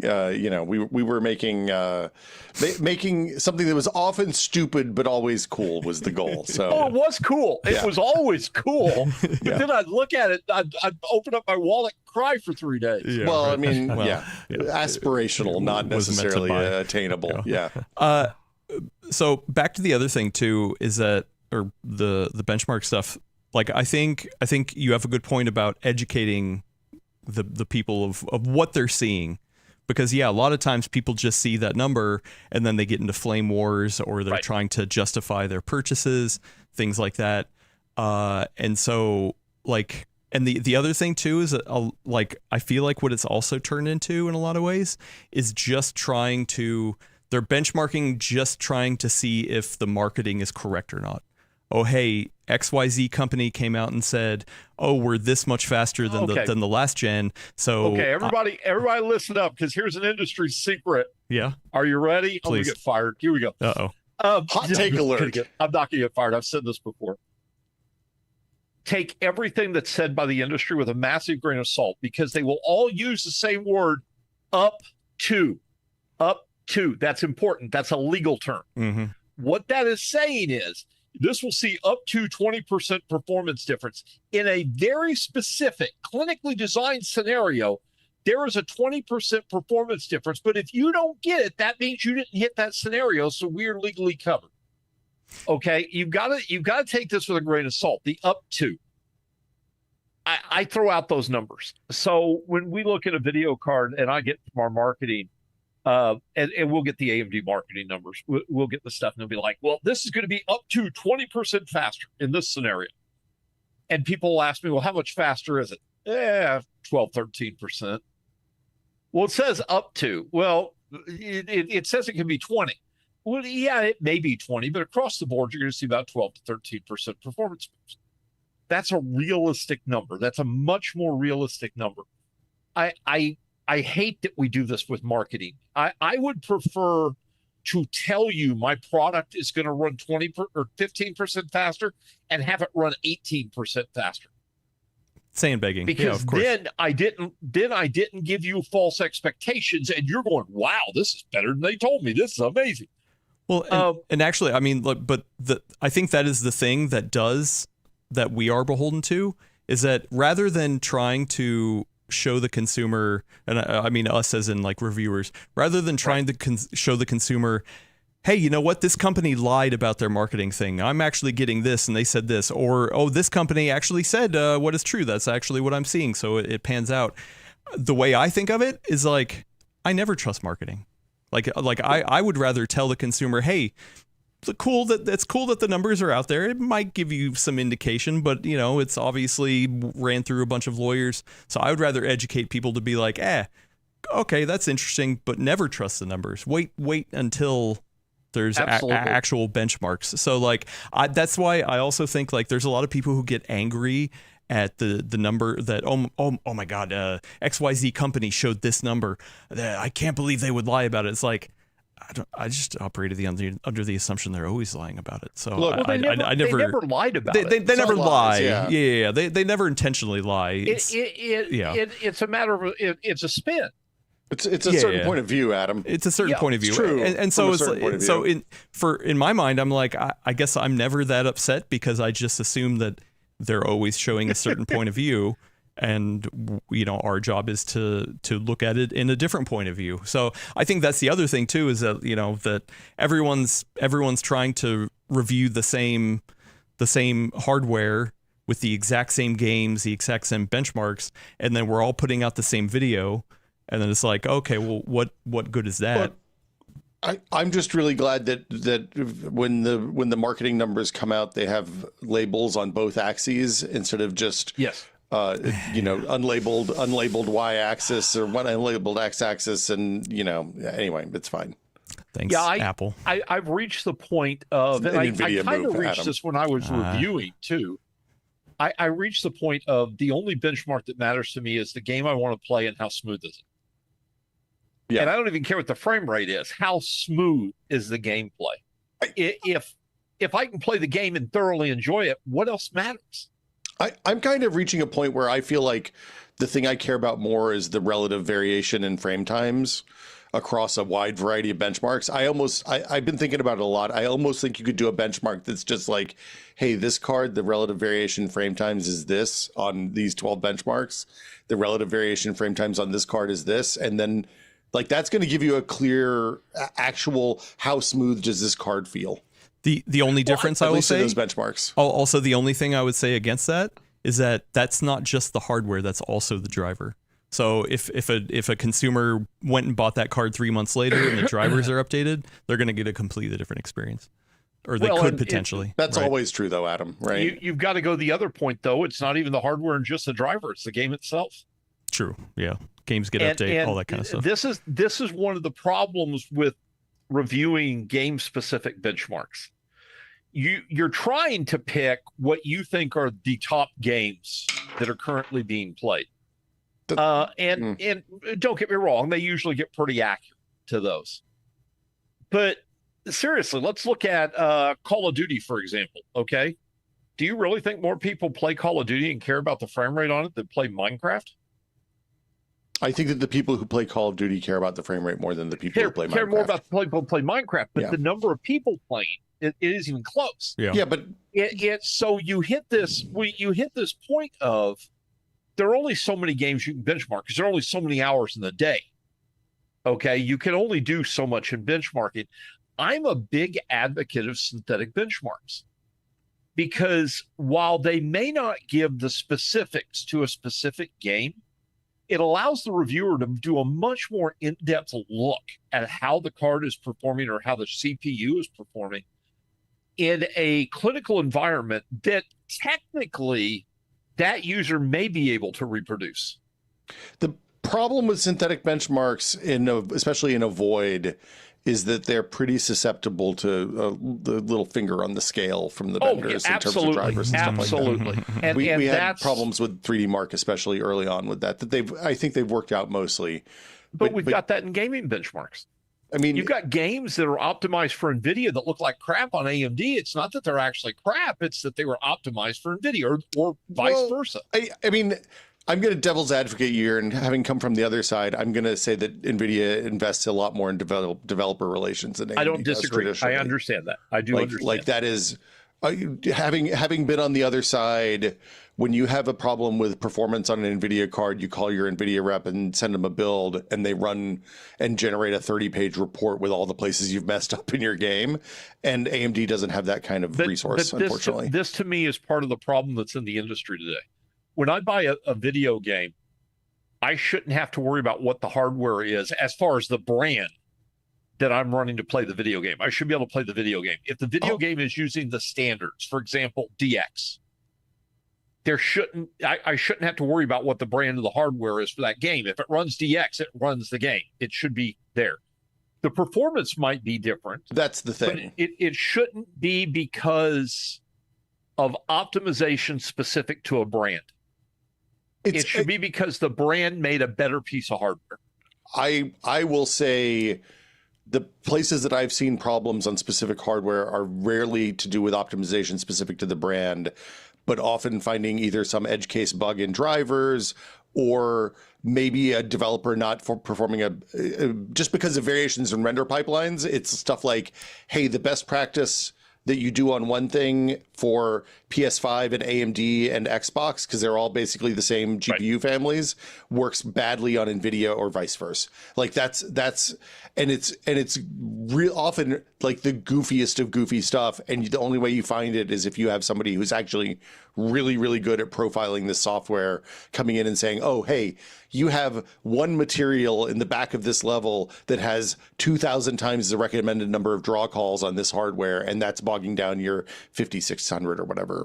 By the way, for everybody listening, we're discussing a utopia of what benchmarking should be, not what reality is. Well, and Ed, so I'm going to push back at something Gordon had always said, is that even if a game does prefer a specific vendor, the end user gets to enjoy the labors or the fruits of that. So like there is, and Gordon and I've actually, we had that discussion a couple of times. Yeah.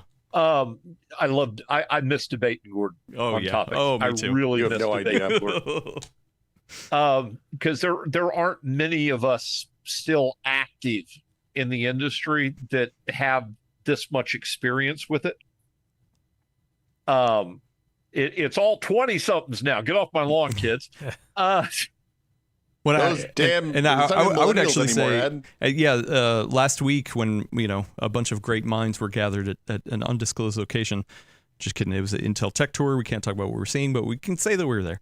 There was a lot of the fine folks, and actually that was one of the discussions that brought up at some point, and I can't remember who brought it up, but like there is kind of a brain drain when it comes to a lot of these old, the old way of doing things, in terms of benchmarking. It's not just the old way of doing things. We know how we got here. Yeah, exactly. Yeah. When Windows, gosh, I can't remember which version of Windows it was. I was teaching a class at a local university, and it was a continuing education class. And I began the class for the new version of Windows at the time. I began the class with an explanation of how we got to where we got with Windows. And people didn't understand it. They were like, well, why doesn't it do this? Well, because it can't, because of backwards compatibility issues. There is such a level of that exists in the industry today. There are so many things that if you don't know why we're here, it doesn't make sense where we're at. And yeah, there is, I don't know. Yeah. I'm actually looking at I'm probably quite a few years away from it still, but I'm not that far away from just retiring. Well, and I mean, I also, back to the benchmarking thing though, like I feel like there's no perfect answer. There is no perfect answer. Yeah, there is, but it's not going to happen. Yeah, it's not going to happen. But also, I think, me personally, in my journey, I like the experiential stuff. I like that everybody looks at things in a different way. So instead of, once again, everybody just using the same exact benchmarks, running the same exact configuration with the highest end hardware to remove bottlenecks, all that stuff, like it would almost be great if we could all sit down and be like, hey, you know what? Why don't you do this over here? Why don't you do this over here? Why don't you do this over here? Why don't you, and so like it becomes like a plethora of options for the end user to be like, ooh, like I like to see how people do different things. We used to have that in game reviews, and it's not there anymore. No, it used to be true. You'd have certain websites that did strategy games, and others did RPGs. That doesn't exist anymore. I've commented a lot that there are not many hardware sites that really look at entry level and mainstream. One of the most common requests I get, I'll get people all the time. Hey, I want to look at one of your graphics cards. Okay, that's cool. We're always looking for new people to work with. I started off, I had a little radio show, for God's sake. I love the little reviewer. I think they're awesome because they're hungry. They want it bad. Mm-hmm. But I got little reviewers with 20 followers that are demanding $1,000 video cards, or they're not interested in doing the review. You can't start there. And there really is a market for a mainstream or a budget gaming review site. There really is a market for that. Except when we do those videos, nobody watches them, Ed. That's the problem. And that's the shame of it. And that's the message we got to get out to people. Well, I worry that the people who are buying those cards in that price don't even think to look for what's the good one, right? Like that's a lot of them don't. Well, because also like at least the way that I usually see people buy is not like, oh, I was thinking about getting this GPU for this price, but all the YouTube, videos tell me that actually if I spend $200 more, I'm actually going to get a better price to performance ratio, but I don't have $200 extra. So I'm just going to buy the one that I can. I had I could afford. This was years ago because the Best Buy here is closed. I was in the local Best Buy. This guy was in with his son, and he was so proud of his son because I'm talking to him. His son's shopping for computer hardware. Son had worked all summer mowing lawns. Was buying his first computer. Was buying everything, and he was going to buy a monitor. And his son was looking at 4K monitors, and I'm like, well, what computer does he have? And he's describing the computer to me. You don't want to buy that because it was a much lower end computer. And I said, look over here. And they had a 29-inch 1080p ultra wide. I said, you want to buy this? Well, it's only 1080p. Yeah, it doesn't matter. For what you're doing, it's going to be perfect. Well, what's this ultra wide thing? Trust me, for gaming, it's amazing. You're going to love this. So I told the dad, I said, have your son buy this. Here's my number. If in 2 weeks he's not happy with it, I'll buy the 4K monitor for him. And my wife's like, that was stupid. You're like, you idiot. They're going to call up and be like, oh, yeah, I really didn't like it. 2 weeks later, the dad calls me. He said, my son loves it. Oh. But all those YouTubers had told him he needed a 4K monitor. He loves it. The gameplay is smooth. It looks amazing. And he loves the ultra wide. He loves the way it looks. This is part of the problem that exists today. There are 2-3 levels of influencer that exist with the modern PC gamer. The first are your buddies. This is why I like to do LAN parties. You go to a LAN party, 100% of the people at these LAN parties are not only your target audience, they're micro influencers. Everybody at a LAN party's got 20 friends that they're helping make a purchase decision. So I love to go to LAN parties. All happens in Discords. Then you've got the Reddit Discord group. Some Discord groups are okay. I'm on the AMD Discord, and there's actually a pretty good crew over there. You should come to the Full Nerd Discord. We got a great group over there. I send me an invite. But there are also a lot of trash in Discords. You can't help it. And then you get the reviewers. But even at the reviewers, you've got tiers. You've got the new reviewer who wants to make a splash. Then you've got the old experienced reviewer who just wants to produce the best they can produce. You've got the reviewer that wants to be first because that'll get him the most hits. You got the reviewer that wants to be best because he doesn't care about the hits. It's really rough to wade through it. What I tell people is this: if you're going to look at reviews, always talk to somebody that understands what you're doing. Start there. Don't end there. Start there. Then find 2 or 3 reviewers to look at, and don't find 2 or 3 that are all the same level. Okay, you don't get. I'm going to name some reviewers. Forgive me. You don't get Jay's 2 cents, Linus Tech Tips, and Hardware Unboxed. Okay, and the reason why you don't is the 3 of them, by the way, do great job with what they do. They do great jobs, but they essentially use the same methodology and approach at the end of the day. You want to instead find that A-tier reviewer, a B-tier reviewer, and a C-tier reviewer on the same product. That gives you a more concise look at what it is you're looking at.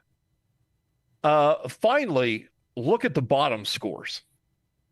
Okay, because like I pointed out with the CPU, if that bottom score is still amazing, maybe you don't need to spend a lot of money. Maybe you can get by with that lesser cost product and put that money into something else that has a bigger impact on your gaming experience. Well, and your point on that is well taken, because I think a lot of people buy a really expensive card and expect it to last for 5 or 6 years, when they'd probably be better served by buying 3 quarter price of that expensive cards and replacing it every couple of years. Well, you'd be amazed how many people buy a high-end card and then a cheap piece of crap keyboard and mouse or a cheap headphone or a cheap power supply, and they could have bought a tier or two down on the video card, not change their gaming experience, but that keyboard and mouse could really change the gaming experience. Yeah. Or the PSU could make the system more stable. Look, when video cards were hard to come by at the start of the year, we were telling people to go buy a nice OLED monitor with the money that they were going to upgrade their last gen video cards with, right? I'm always pushing for better audio. Yeah. Yeah. Audio's dead. And I hate to say it, but audio has been so stagnant for so long. I mean, but people don't even have that. People have just like earbuds, or they're like they listen to the speakers on the monitors or something. Yeah, exactly. Good. Like come on, at least give a little bit into the audio. No, did you play? Did either of you play the original Thief? Yeah, I was bad at that kind of game back then. Okay. Though I didn't know how to play it. Thief had the most amazing audio I think I've ever heard in a PC game. Wasn't it binaural? You could actually play the game blind. You could close your eyes and hear them and know where they were. So when Thief got remade, what was it, 10 years ago? Maybe more than that, Ed. I don't remember. It's been a while. When it got remade, I was excited. The audio engine sucks. Well, that's Windows' fault. That's Microsoft's fault. But no, it's their fault because they didn't bother to make a good audio engine for the game. Well, but also Microsoft took out the ability to do that. Yeah, they killed the direct sound 3D stuff. Yeah, there is. They could have done their own though. I remember when I remember when the first Sound Blaster came out. We were in awe of what we got. And then the AW64 came out. We were in awe again. Yeah. And you had these great video or sound cards that were taking the game to the next level. And the video card would take the game to the next level and everything would work together. And it was just incredible. And now audio, quite frankly, onboard audio is almost as good as anything else you can get. Look, Ed, one of my favorite games is to go create a new Reddit account and post in r/buy it for life and ask what video card I should get that's going to last me for the rest of my life. Yeah. Oh, it's going to be a Sapphire, of course. People love that. Absolutely. It goes great, let me tell you, every time. But I mean, I think it's nice that there are some, you say audio stagnant. I'm stoked that I bought a Motu M4 5 years ago. I expect it to last. I'm going to use that until it dies, right? And same thing for headphones. The headphones that I have, I'll use until they crap out. I'm using a 15-year-old pair of wired earbuds when I need in-ear monitors when I'm sitting at my desk. And like I realize selling graphics cards and motherboards, you have probably a little bit different view on this than I do. But the more that our computers like reach a place where, my Fractal compact Meshify compact is going to last me a long time. It's great. Yep. I'm happy having big chunks of the computer that I don't feel like I have to upgrade every year or 2 or 3 years even. And I think that's overall that kind of stability is probably good for the health of our markets and our businesses. Maybe not great for the bottom line on the. No, I agree with you. My wife, her system was 8 years old before she'd let me replace it. Yeah. And that was just because she got a new game that wouldn't run. And she let me replace it. And the upgrade she got was significant compared to what she would have got. This is something people always ask me. They say, should I upgrade? Is it? I love the phrase. Oh, I hate the phrase. I hate the phrase, is it worth it? Because if you have to use that phrase 99% of the time, the answer is no. Exactly. You're just looking for justification. Is it worth it implies that I've got everything I need right now, but is it worth the extra? You upgrade when you need to upgrade. You don't, I know that sounds terrible for me to say, I sell video cards. You don't upgrade because something is new and shiny. You upgrade because it's time to upgrade. The upgrade becomes significant. It becomes impactful. And often you're going to get a better upgrade than if you were upgrading piecemeal down the road. Well, and I think that's the other hard part about the reviewer stuff is that people, I think, usually watch reviews. I mean, there are people like all these fine folks who are, listening weekly to Nerd Talk, which is cool. But I feel like most people are usually researching at the time of purchase. And if the time of purchase is a stretch down the road, then they have forgotten all the stuff that they learned. So they're trying to catch up with the times and try to understand like, oh wait, I thought AMD sucked. I thought AMD CPU sucked. Now they're good now? Oh, okay. And Intel sucks, or whatever. This is another problem with the modern review system. Yeah. Because if you go look at a review of a video card 5 years from now, the price to performance ratio has completely changed. And all sorts of other factors have changed. The driver situation has changed. Well, you can buy the cards now. Yeah. and so this is a problem. When I used to do reviews, two things I did differently than most review sites. One, we never did just one review on a product. So like I get a headphone, right? I would review it. I would review it again in 6 months and again in a year, because I wanted to look at the longevity of the product. How'd the product hold up? Mm-hmm. The other thing we did that was weird, that everybody thought was weird, we had our Golden Mic Awards. We were a radio show. So we had the Golden Mic Awards. You know how when everybody does their awards at the end of the year, they look at the products they reviewed over the course of the year, right? We didn't just look at the products over the course of the year. We also included the winner from the year before. Mm. So if the winner from the year before was still the best product, that's what we named the best product. Actually, we've done that too. We've nominated, I thought, with the 5090 a couple years in a row. You know, it's, like Gordon always nominated like because to him the best was the fastest. So he'd be like, oh well, there was nothing that replaced the 4090 this year, so I'm gonna nominate the 4090 again. Yeah, I mean that was Gordon. But yeah, no, all good stuff. I mean, there's no answers here. We can go on for days, but we probably should wrap it up at some point. So good points, Ed. Thank you. But I want to get into some really rapid fire questions to the Q&A because we're running a little short on time. So if you have a question in for Ed right now, get in the chat at us so that we can see it. Or if you're watching or listening to this later, still drop it over on the Discord. We have a TFN question channel that you can put in. By the way, Mr. Engineer, send me a Discord invite. Oh yes, for sure. Not only will Ed be in there, maybe answering questions. If he doesn't see anything, I can always toss some questions to him, and we can get back the next week. So I'm just gonna rapid fire here, okay? So here we go.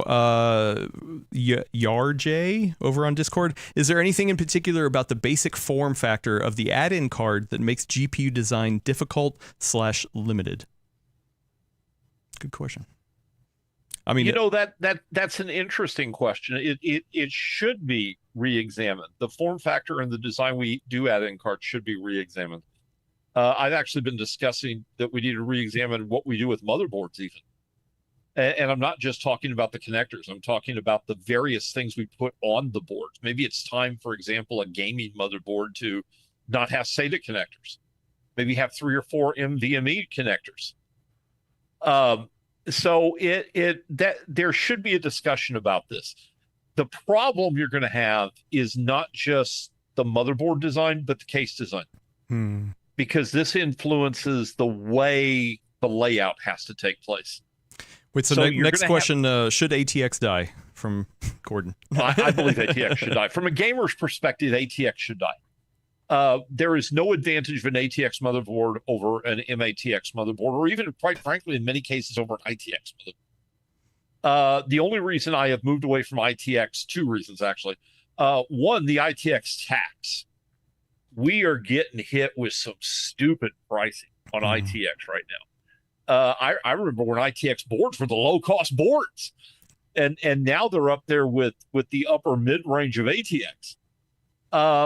The other reason is Sapphires that made an ITX motherboard, so I'm doing MATX right now, so I can use the boards to test them and to be able to do stuff with them. MATX is a sweet spot. From a gamer's perspective, ATX is all but dead. You don't need add-on cards beyond a graphics card. Even hard drives, a good ATX or good MATX motherboard has 3 NVMe slots. If you can't get enough storage space out of 3 hard drives, you got a hoarding problem. Fix it. Nice. There you go. Ed from Sapphire, you got a hoarding problem. Fix it. Wow. I like it. Question from friend of the show, Kraken. Will we ever have back panel fans to cool GPUs on both sides? Well, sort of have that now with pass-through designs. The pass-through design, I like the fact that most people don't remember this. I can't remember which card it was, but a non-tech was still around at the time. And we had done a massive pass-through. I want to say it was a Fury. And we'd done a massive pass-through on it. And he wrote in the review, he said, this card is quieter and cooler at load than the competitors' cards are at idle because the pass-through was so efficient. We've already got pass-through designs that are really doing a good job with that. I don't think there's much need to go beyond that. There's just not a lot of heat that's getting generated on the back of the boards on the PCBs. So I think a really good cooler design with a good pass-through is more than we need. Okay, interesting. Friend of the show, Ivanar, has two questions. One is, since Sapphire's blue, should we expect ARC GPUs coming soon? No, we're Sapphire. We're AMD. Okay. Second question is Sapphire disappointed that there is no 9080 XT? I think everybody's a little disappointed there's not a high end, but I actually think they made a smart decision. High end graphics cards, and I'm talking again the $1,000 plus. Remember, the 9070 XT wasn't supposed to be as expensive as it was originally. It was supposed to be $650, $700 max. The 9070 XT represents a price point that's really reflective of the majority of gamers. Most people that are buying 5090s, and correct me if you guys think I'm wrong, this is just my opinion. I think most people buying 5090s are not just buying it for gaming, they're buying it for prosumer stuff. It's kind of like Ryzen 7. Ryzen 7 is a good gaming chip, but it's a prosumer chip. Most gamers, a Ryzen 8 is all they need, and a Ryzen 5 will do pretty much anything they want anyway. I think it's the same thing with the CPU. I think once you pass about the $700 price point, now you're going into territory that's for more uses than gaming. So I like the fact that they are trying to focus on more of the mainstream. Okay, yeah, I dig it. A couple more and we'll get out of here. Friend of the show, Sneaky Industries, asks, there hasn't been much push for AMD Advantage marketing since its introduction. What do you think is needed for it to make it more viable for gamers, to get gamers on board? I got to watch what I say here. I'm going to get in trouble. AMD's missed a couple of marketing opportunities. Will, what was the marketing thing they did with the laptops? Where you'd buy a certain level of laptop and it was going to be for gaming, or it was going to be for work, or it was going to be, and they had a badge. Was that when they had the decoder ring? Kinda. Yeah, I was out making VR stuff during that time, so I wasn't reviewing cards as much back then. I was working in retail at the time, and I remember having a discussion with Damon Munsney from AMD. Had got me a hold of the head of marketing for AMD to discuss this, because I was also doing the radio show. And I said, you guys are missing a wonderful opportunity here. Okay, if this was clearly defined and clearly presented, this would make it super easy for consumers to do this. And then I remember 3 months later, they abandoned it.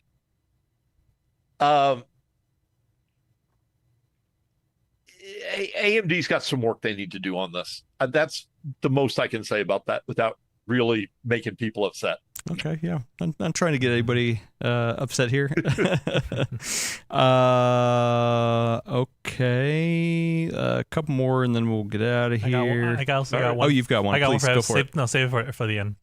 Oh, is it the one in Discord? No, I have a personal one. Oh, okay. Willis coming in hot. Well, let the engineer have a personal yeah, question. please, Come go on, for bring it. up. Don't wait. Don't wait. Go. Okay, hot take here. Well, this is a food question here. How do you like your pizza crust? Thin, thick, or calzoned? I like calzone, and thick crust is okay, but because of my weight and other issues, I eat a lot of thin crust to keep the carb count low. Ah, okay. Stuffed, however, is amazing. Oh yeah, don't forget the stuff one. All right, well, we got another personal one from Ugra Karma. Hawkwind or Motorhead if you had to pick one? Oh, Hawkwind. Oh, interesting. And most people don't know who Hawkwind is. I actually have never heard. Yeah. I'm Googling right now. Do you know who Michael Moorcock is? No. This Michael is a family Moorcock show, was Ed. the guy that wrote the Elric sagas. And he was the bass player for Hawkwind. And Hawkwind did. And Lemmy. This person, Okay. this Yeah, I know person who might Lemmy have is. to correct me. They did a concert series called The Chronicles of the Black Blade, if I recall right, where they used dancers and music to tell the Elric sagas in heavy metal rock. And it was amazing. I used to have the LPs. I don't know where they're at anymore. I loved Hawkwind. Hawkwind's great music. Nice. Last question from one Adam Patrick Murray. Is 2025 the year of Linux? No. Wow, you heard it here first. Well, we're not going to bring you on the Dual Boot Diaries now, Ed. I'm sorry. We can't take I would love to say yes. And as you said before, this will be a deeper discussion, and maybe we can have it sometime soon. I would love to say yes, but it is just not to the point it's reached critical mass yet. Yeah. And Is part of that, 2026 the year of Linux? no, I'm maybe 27 or 28. Okay. They're not going to want to hear this, but a lot of the problem right now is the community. I was going to say, we've talked about this on the Dual Boot Diaries a lot. The thing that surprised me the most about doing that podcast now and making the switch now is how welcoming and chill everyone that we engage with has been, because that was definitely not the case the last time I tried this, which was I don't know if you saw there was a video. Man, I'll see if I can find it and send it to you. This guy who evidently is a Linux name for casting for a YouTube channel actually posted a video where he said he was upset about distros like Bazite coming in because the people they were bringing in weren't the kind of people Linux needed. Oh. And that's a lousy approach. Yeah, gatekeepers. Those are the best, right? Gatekeepers are bad. Yeah, I use Bazite. My gaming system is dual boot. And I use Bazite, and I'm enjoying it. Bazite's been a great experience, but there are still some things. Yeah. But again, this is something for another day. Yeah, something for another day. Keep people on edge. Ed, you've been awesome. People, the chat's I love loving doing you. this. I love the chat's loving you. So we'll definitely get you on again. Not only on the Dual Boot Diaries, but we'll get you back here too. All right. Yeah, and maybe will we see you at CES?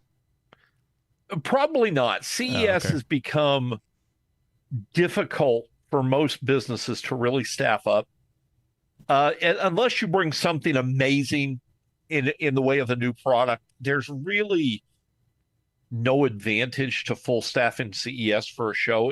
We don't do like cases and stuff, so we don't have enough to get the media excited. You don't want to just be there for fun? It's not that much fun sometimes. Nope. Yeah, I would say more than sometimes. I mean, that's like they've been trying to get me to go out and do Computex. I like Computex. That's one in Taiwan. Yeah. What's wrong with Computex? They wanted me to go out and do Computex, and I said, "Yeah, you want me to be on a 16-hour flight? You're putting me on a first-class seat." Well, I'm an old fat man, okay? And then we looked at the pricing, and no, never mind. All right, but Computex is pretty fun though. It's fun. I like Computex. I love Ed keeping it real at a real high level here. He really is. He really is. So yeah, Ed, thank you for stopping by. Check back next week for your fix of PC Talk here on the Full Nerd.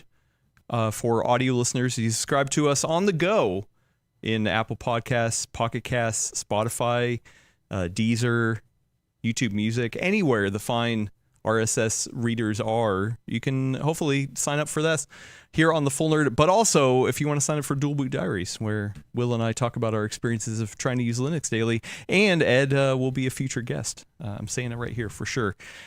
And Elaine is not here, but if you would like a version of the Full Nerd, kind of information, deep dive, quirky humor, all that kind of fun stuff, you should go over to PCWorld.com/newsletters/sign up, and you can get a fresh, hot email in your inbox every Friday from one Elaine E. that it contains all that stuff. A recap of the show, what It's got her hot take for the week. She's got what she's hot thinking take for about. the week. She loves hot takes. She loves hot takes. And I think if you want to have a podcast version of the Full Nerd newsletter, the official newsletter of the podcast, I think you should hit reply to that newsletter when it comes in this week and just tell her, hey, Elena, I want a podcast version of this newsletter, please. Actually, can they reply to the newsletter? Actually, I don't know. We'll find out. Yeah. Try to reply to the newsletter. Yeah. Let us know what happens when you reply to the newsletter, because I would love to actually find that out. So, yeah, awesome newsletter. Elena's doing great stuff. Also, if you're looking for the best Amazon Prime Day deals, head over to PCWorld.com. I don't even know what we're doing over there, but they are busy. They're doing a lot of stuff over there on PCWorld.com. So yeah, I'm gonna take us out of here now. I'm gonna start with Ed. Ed, where can people find you? Well, you can find me basically. You can join our Discord. Sapphire has her own Discord, or the AMD Discord. Oh, okay. I'm there all the time. I'm usually on the AMD Reddit as well. I'm around. Come find me. Come play some games with me. I could use some more people to play MechWarrior. Nice. All right. Nice. Will, thank you for coming and hanging out. Oh, it's a pleasure. Go back to doing what the secret stuff that you're doing. I can't talk about that, but I'm going to keep doing it. Yeah, keep doing it. Do it harder than I've ever done it before. Okay, you too. You fine folks, keep doing it harder than you've ever done it hard before. And Willis, you did a great job. Thank you. I'm glad we're back. The team's back in action. So why don't you finish it off and take us out of here? All right. Thank you, everyone, for tuning in, and we will see you next time. Bye.